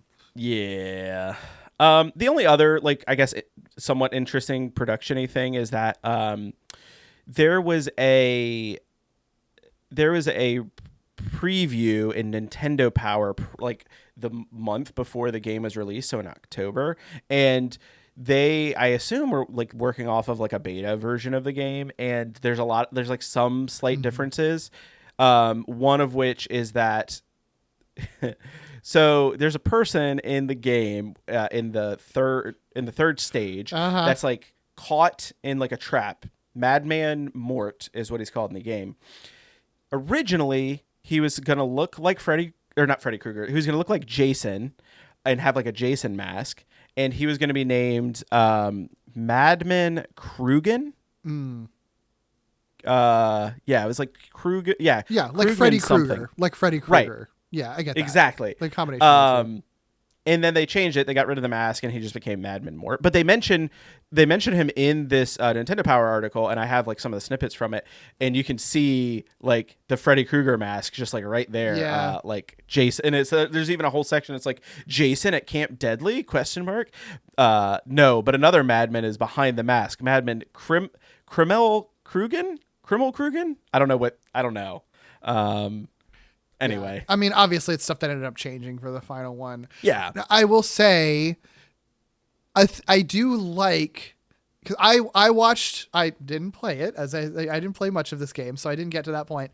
But with the long play that I watched, they do free him, and I do like the idea of like Bart, who's a notorious troublemaker, like basically befriending like an axe murderer, I think is what he's supposed to be, according to material. Like, I didn't get any of this in the game, but like in the materials and the manual and stuff, he's apparently an axe murderer that was after them. And I do like the idea that like, if he's not a Jason like figure in the final product, but the idea is that he's like kind of a Jason like figure who's coming to a camp to kill all the kids at camp. And Bart's like, hey man, you're cool. Do you want to help me? And it's like, okay. Like the Bart anti-authority, like troublemaker kid befriending the madman axe murderer who then helps him.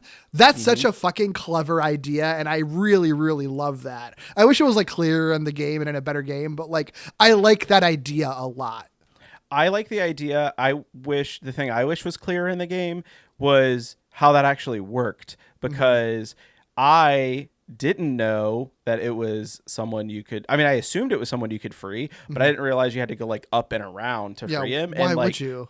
I just ran into him, and you lose a life when you run into him. And so I was like, okay, I guess to free this guy, throw my boomerang at it, threw my boomerang, and he just disappeared and died. Stupid. That's so dumb. I had no idea. So dumb. But anyway, yeah, I wish that was just like a little bit clearer. The only other, like, there's some other changes too. The only other one that like I think is worth calling out is they change Mount Mile High to what it is in the game, which is it's just Mount Deadly, isn't it? Oh yeah, Mount Deadly. Duh. Yeah, like whatever. So We last left Bart Simpson battling deadly space mutants in Acclaim's best-selling video game Bart versus the Space Mutants. And now it's Bart versus the world. Wow! As Bart Mania continues to spread. Mow the lawn. I got better things to do. And now, portable Bartmania in Escape from Camp Deadly for Game Boy. Bartmania now comes 3 ways for your NES and Game Boy from Acclaim. I think we can just jump into the game with that because, like I said, there's not really much other production-y stuff. I mean, we've been talking about the game, but the premise is essentially Bart and Lisa end up at Camp Deadly, and it is run by one Iron Fist Burns, the nephew of C. Montgomery Burns. And the game opens with a still shot of Iron Fist, and like it's really unsettling, like in the background. Yes, the sprites of like it looks like a prison lineup, like a chain gang thing. Yeah, it's weird. It's very weird. Yeah, I did not like that. But yeah, anyway, he tells Bart, and I already said this basically at the opening, but he says like the whole like, I'm your counselor, Iron Fist Burns, blah, blah, blah. When I say jump, you'll say how high. Then he says the same goes for your sister. You're happy. This is the part. One of the things I loved about this actually was like the way it shows there's not a lot of room for text on the screen. So like I was like looking at it and it was like, you're happy little punks now. And it was just like, that was it on the one screen. And I was like, what are you saying, man?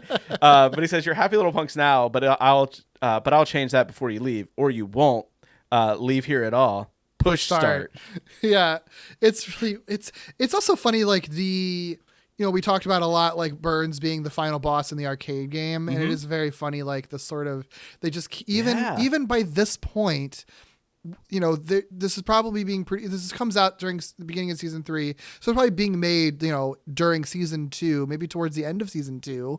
And it's so funny that they're still like so obsessed with Burns being like the big bad of the Simpsons. Yeah. That they literally have to invent a character related to Burns to make. But also happen. like it was just his like nephew. It was weird. Like it's a weird that it's his nephew, and it's like, and why would his nephew be running the camp? Like this is a scenario where it's sort of like, I honestly would have more accepted a brand new character for this, because at this point in the show they've literally never been to camp, and there's no comparison in the show for who this character could be. Like it ends up being even weirder that they invent a nephew for Burns to be this character. Yeah, it's very strange. Yeah. And yeah, I don't understand it. I don't understand it at all. Yeah. But yeah, the game is like, it's kind of broken up into stages by activity at the camp, which I think is a fun conceit. I of like the game. conceit. They don't they could do nothing with it, because the activity is like capture the flag and then capture the flag again. Yep. Like, oh, okay, guys, you gave us nothing. Thanks. It's literally capture the flag, go to lunch, capture the flag again, go to dinner. And then Bart leaves. Then Bart just leaves the camp and goes into the woods. Like there's no other activities. I mean, I get that if like your whole thing is like, this is just going to take place over one day at this camp. Like those are. But make a different activity than capture the flag and dinner. Yeah. I will say, so every stage kind of opens with a bulletin board that tells you like what the activity is. And this is where I would say like the 1% humor comes in. So the first one says morning activity, flag capture, team A, Bart Simpson, team B, everybody else, and then no spitwads. I wouldn't call that Simpson sign gag humor. It's not Simpson sign gag humor, but I do think it's humor. It's humor. I guess it's not taking itself seriously, I guess. So there is the one I will say that is more Simpson sign gag. Well, maybe not. No, it's not Simpson sign gag humor. But like later on, they do have like the bulletin that says when it's time for dinner, it says we said no food fights, which is after you go through the mess hall. That was good. That's a good joke, because it's a callback to the last time they had a food level. The last stage, which was just like 5 minutes ago. Yeah, when you're playing the game. Maybe shouldn't have had a dinner level that's exactly the same as the lunch level, very close to each other. Maybe that's not a great idea. But yeah, like the morning activity is, like we said, it's just capture the flag, and then you're just dodging enemies. I did notice one thing. The flags, when you capture them, give you 666 points. That's fun. Which is kind of fun. And the enemies in the stage are camp counselors, Blindside Bill, Rebound Rodney, bees, and fish.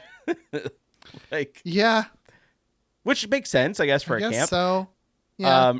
And then you do get pickups. You get a boomerang, which is your main weapon. You can get a beekeeper's outfit, which helps you guard against obstacles. You get a football outfit, which was my favorite of the power-ups. That one is pretty cool. It was sick. And then you get a nuclear outfit, which is just invincibility, I think. And then they also, very related to Space Mutants, you can find Krusty Heads, which give you extra lives. It's funny because I feel like in Space Mutants it was like a poster, and this one it's like his severed head. No big deal. It's just his head. Yeah. And I do like the idea that it's like Lisa who gives you these items. Like you reach a certain point in levels and Lisa gives it to you. So she's still like, they make her a more even though you can't play her, she's at least like more active in the story, Did the Let's Play you watch throw a boomerang or a spitwad at Lisa? Yep. And she says, "Stop it, Bart," and you lose your items. It's great. Yeah. I like that a lot. I think that interactivity is a very, very clever. It's fun, and I like her voice in it too. It sounds very like, I don't know, it's just really cute. Yeah. But like the other thing that's like very funny about it is like, if you didn't mean to do it, like you just are kind of screwed. Like, yep. Oh yeah, you're fucked. Yeah. I did it by accident. The first time I did it was by accident in one of the boss battles later on. Mm-hmm. And I was like, what? I was like, why? This is so cruel. I didn't know this was a thing that would happen. Yeah. But at the same time, I do like it. Yeah.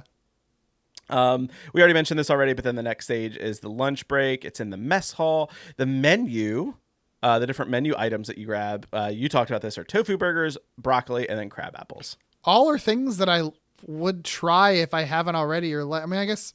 Are crab apples edible? I actually don't think they're edible. I remember a crab apple tree. Yeah. I think that there's not supposed to be edible. So I take that back. I wouldn't have that. I love broccoli. I've never had a tofu burger, but I'd try it. It's fine. I mean, tofu burgers sounds great. I mean, I don't usually love like tofu trying to be another meat, because I like tofu being its own thing. But if somebody really was like, no, this is a fucking great tofu burger, I would absolutely fucking try it. I love tofu in many situations. So. Yep. I forgot to grab the bulletin for this one, but I think it just basically says like, something like "go eat" or something like that, and no food fights, essentially. Yeah, it is like, it's very basic. Like, ew, isn't this gross? Don't children find these things gross? And they like very quickly like run out of jokes like, fuck vegetarians. Like, yeah, I mean, broccoli is an easy go-to, and then it's like, I don't know, something inedible like crab apples. Like, it's so weird. It's very weird. Which also like, there's a famous Simpsons character whose name is a joke on crab apple. Right? That makes it feel like it should be illegal to just actually say the word crab apple without mentioning Mrs. Krabappel. I wonder if that was like they were trying to make a like subtle reference. No, they weren't. I wouldn't be surprised if these people have never watched the show before. So one other thing I will note is that, and I actually learned this from our pal David, who texted me the morning that we were recording this. Or we were texting back and forth the morning we were recording this. He downloaded the game and then beat it while we were like texting about it, which is it's just so funny to me. But he informed me that when you're playing through the cafeteria level, every 5 food items that you put in the trash at the end gives you a extra hit donut. Oh, okay. And I didn't know that. That's cool. So there's also these cafeteria workers that if you throw food while they see you, they make you eat all of the food that you have. That's also very clever too. I wish like that there were more kind of puzzly things like that in this game, like where it's like, it isn't just a platformer. I wish it was more like you trying to avoid the adults while doing other things or something like that. Like the little interactive elements are always really fun when they have those in this game. Yeah, I don't know. This game could have just been called Capture the Flag too. I'm just now realizing. Yeah, that's all it is. That's literally all it is. Because then after the mess hall, it's afternoon activity, back to flag capture. Also, I got so annoyed that they called it flag capture instead of Capture the Flag. I don't know why. Yeah, it's annoying. It's a weird thing. It probably was just a character limit thing. Like, it was just fewer words. So back to flag capture. Beware of killer hornets. Now there are killer hornets on the camp, and avoid snares set to catch escaped Madman Mort. So the enemies here: counselors, wasps, fish, spiders, slipshod Sammy, and then Nelson as the final boss. I didn't know, because like I said, I killed Madman Mort. I didn't know that he would help you with Nelson. Yeah, he makes it pretty easy, I think, from what I could tell. So I don't know what happened in my game, but like I just ended up on the same, like the branches where Nelson was, like at the start of the fight, and I was able to just like pelt him with it. He was never hitting me with anything. Oh, well, that's nice. Yeah, I don't know how that happened, but cool. It did, and I just got through it pretty quickly. So Madman Mort was helping you in spirit from the beyond. From the beyond. This one also has a sewer level, which I thought was kind of neat. Except the sewer pipes were just like Mario pipes, with like a little like radioactive sticker on them, like literally a sticker. Yeah. I will say, I think the sewer platforming, and then when we get to it, the Mountain Deadly were my two favorite like platformer parts in the game. Although I say that Mountain Deadly also kind of sucked a little bit because it's impossible to get through some of those places. But yeah, I mean, there's at least like more happening. I think the part of the problem with the capture the flag is that it's literally like there's a ground, and then there's a branch you can jump on, and sometimes you can climb trees, but the climbing the trees for me felt very janky. Like it was kind of hard to get up there, and very easy to fall off or miss where you're trying to climb. You couldn't, for some reason, when you instead of like being able to just like hold on, like which is a normal climbing mechanic, when you climbed, you just like if you let go of up, you just started sliding back down. It's stupid. And you couldn't jump off of the trees. Like, I don't know. It just felt like they really messed up the climbing aspect of it. Yeah. Anyway, after that, back to dinner. You get the sign that says Bart wins flag capture. Next activity, dinner. And like I said, this is where it says, we said no food fights. Which, I don't know. That's fun. Again, 1%. 1% humor. Callback. I wish you could do literally anything different in this dinner section than in the lunch section, though. They just change up the names of the food, and that's it. Yep. You do get, like we said, fish smelts, whatever the hell that is. I'm curious. Liver pizza? I would fucking eat it. I love liver personally. Not everyone's cup of tea, but I love it. I don't know how it would be on pizza, but I would try it. Prune ice cream? Sounds great to me. Donut? Yeah. Why is that a gross food? I don't understand. Yeah. I think the donut is like a pickup, not like a... I put that in the wrong section, but like there is just like a donut in there. But still, there's a donut that you can get in the cafeteria. Yeah. You can also apparently get Madman Mort's head in this I don't understand that. No. So that's how you summon him with fighting Nelson. His head. I remember when I watched it, because I had no fucking idea what was going on. I was like, whose severed head is that? It even looks like a severed head, like someone died. And when you hit it as Bart, then Madman Mort appears. So weird. Very weird. I don't fucking get it. That's so strange. Do you have to like select it? Like, or... Oh, it's just there. It's there hanging off the tree, and then you jump up and hit it, which is even weirder because it's like, why is his severed head there? Maybe it's supposed to be someone else's severed head that he killed, and that summons him because he is an axe murderer, apparently. So, I don't know. Anyway, more of the same for that one. The next one is Mount Deadly. The little bulletin for this one is there's no joke here. It's just next activity, free exercise period, no rock climbing, keep off Mount Deadly. So many opportunities for a joke, but nope, no joke. No extra items here outside of the boomerang and some donuts, and then I think there's a crusty head.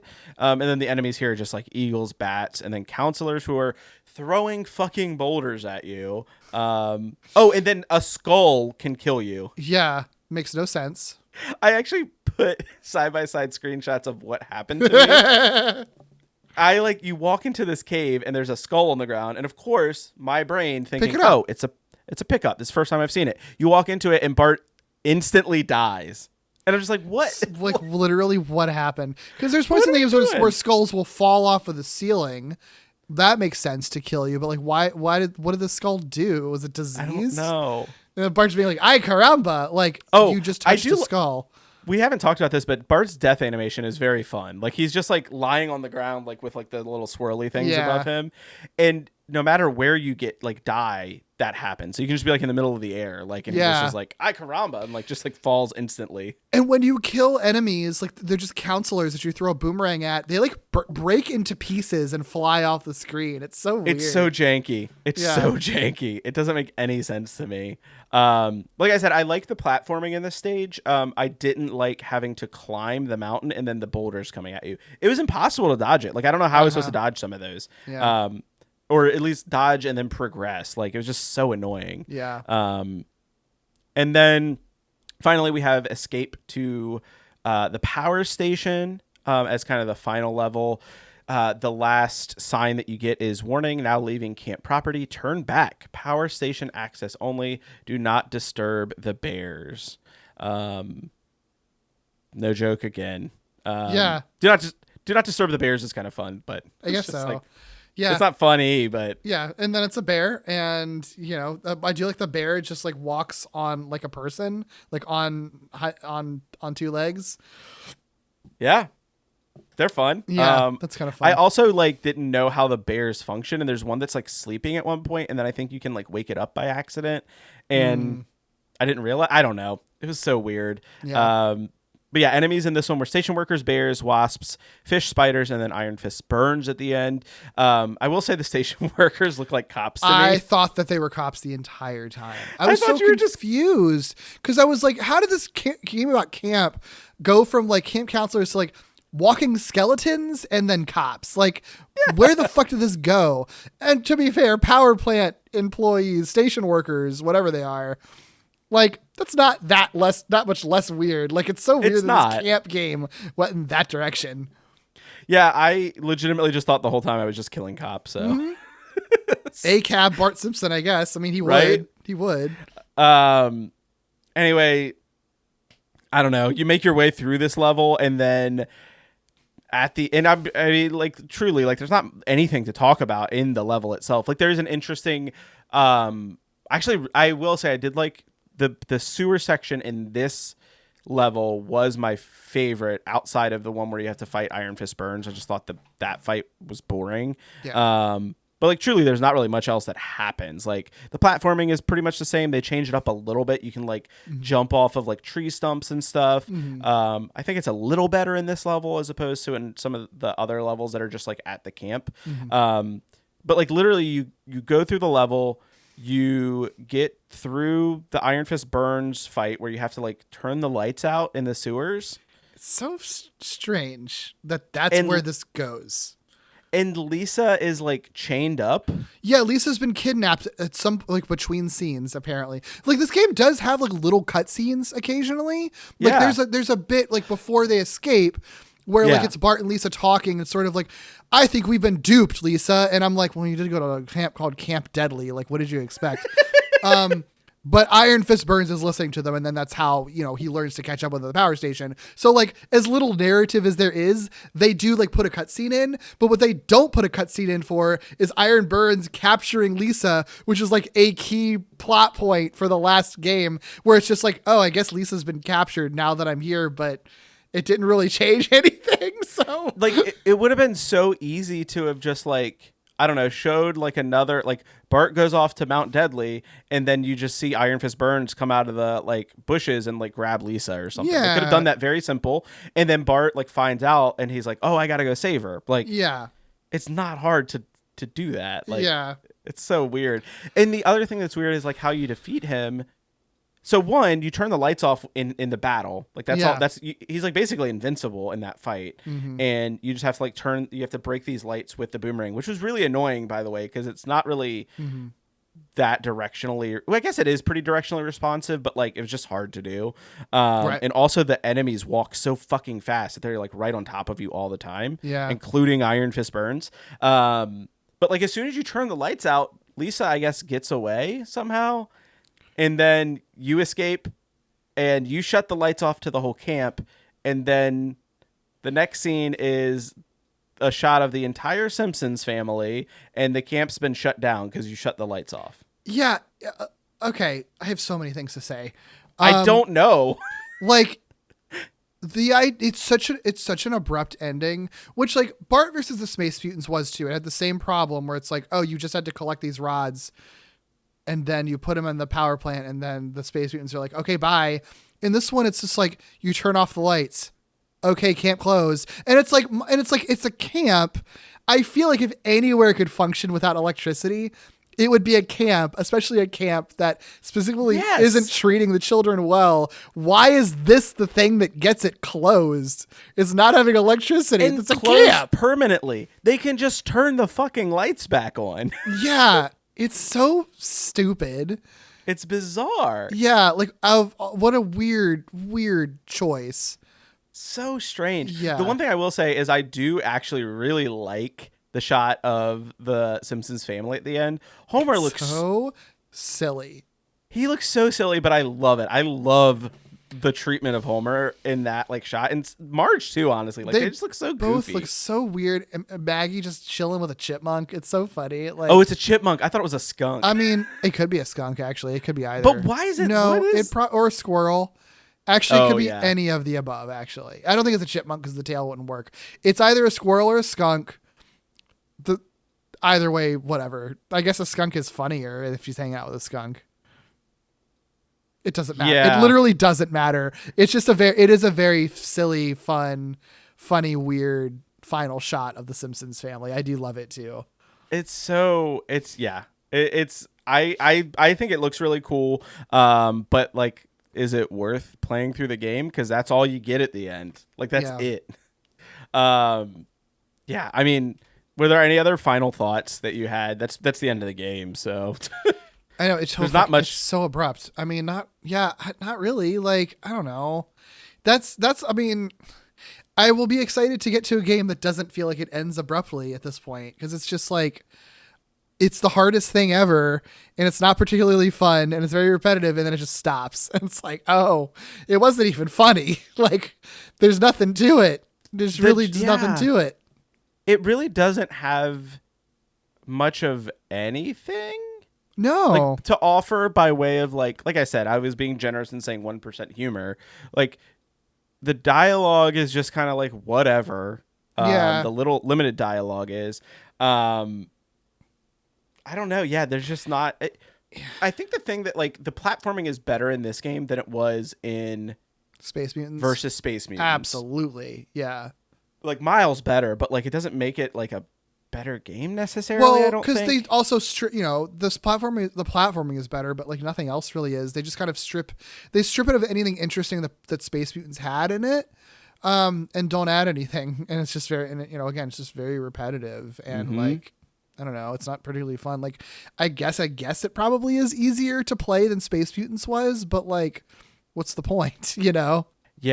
What's the point? Also, too, like, I don't know, man. Like, I think about like everything we talked about, like with the Game Boy, like being handheld and like all the constraints and stuff like that about it. And it's just like taking all of that into consideration and thinking about like some of the other like masterful games that were made on the system because of the limitations. And then you have like this where it's like honestly, I wouldn't even go as far as to say like this is necessarily like a bad game. It's just so kind of whatever. Yeah. I think that's kind of worse some of the times, is like it just being a whatever game, I would agree with that. Yeah. I don't even know what it is at the end of the day. Yeah. Like, and I think too, like, we're always talking about like what makes a Simpsons game is part of the journey that we're on. And this is another case where it's like, God, I'm excited to at some point, hopefully get to a game that's like kind of funny at the bare minimum, because none of these are. Space Mutants had a little bit in their first stage of Simpsons references that were very Simpson-y, that had some jokes in them.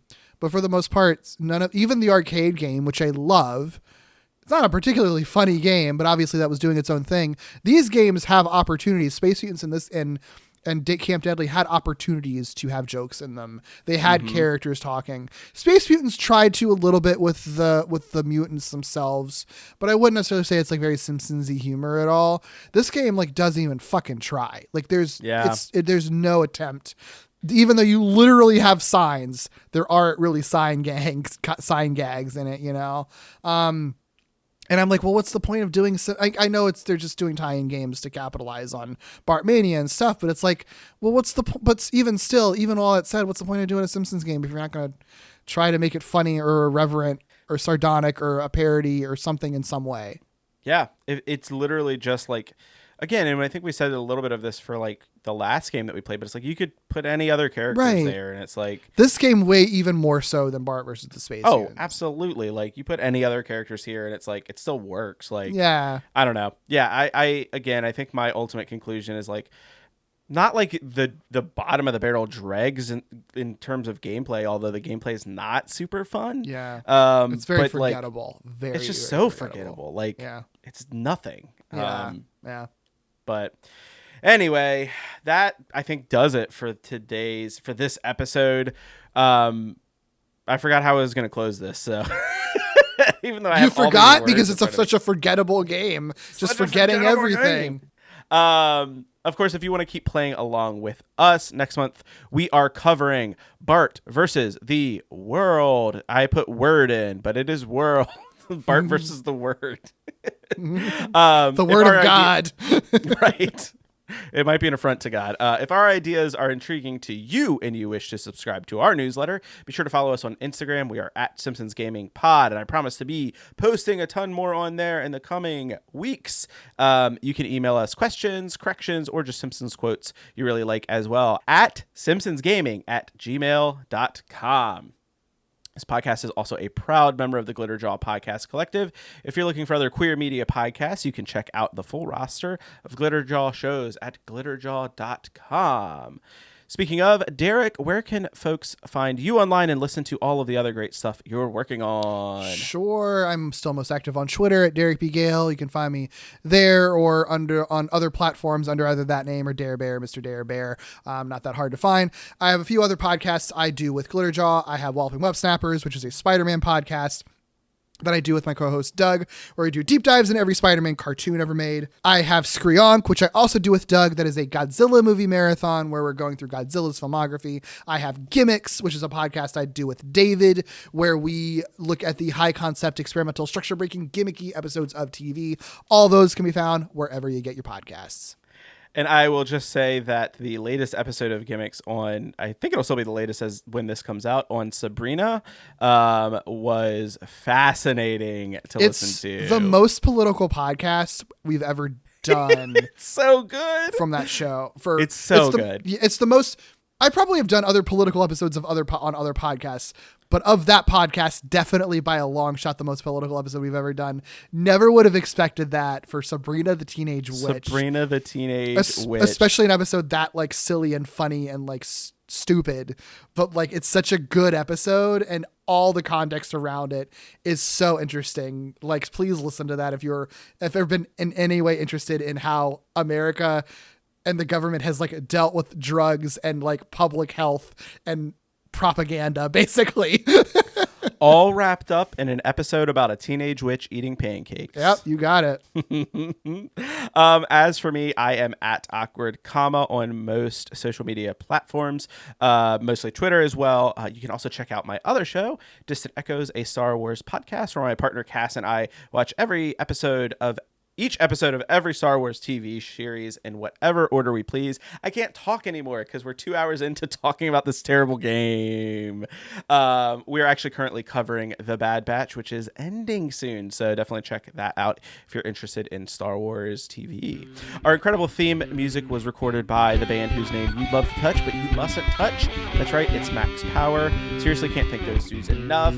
I know that they had a show recently. I think we're actually going to miss the timing. Unfortunately, I think it's actually this upcoming weekend, but if you're in the local area where we live, which is Richmond, definitely check them out, follow them on Instagram and everything like that, and see when they're playing live to go check them out. Whew. And remember, as always, tell your parents to listen to Lee Carvallo's Potting Challenge. Or eat fish smelts. I mean, go to hell. God. Fish smelts. My least favorite part of that game. I want to try whatever it is. Me too. I'm very curious.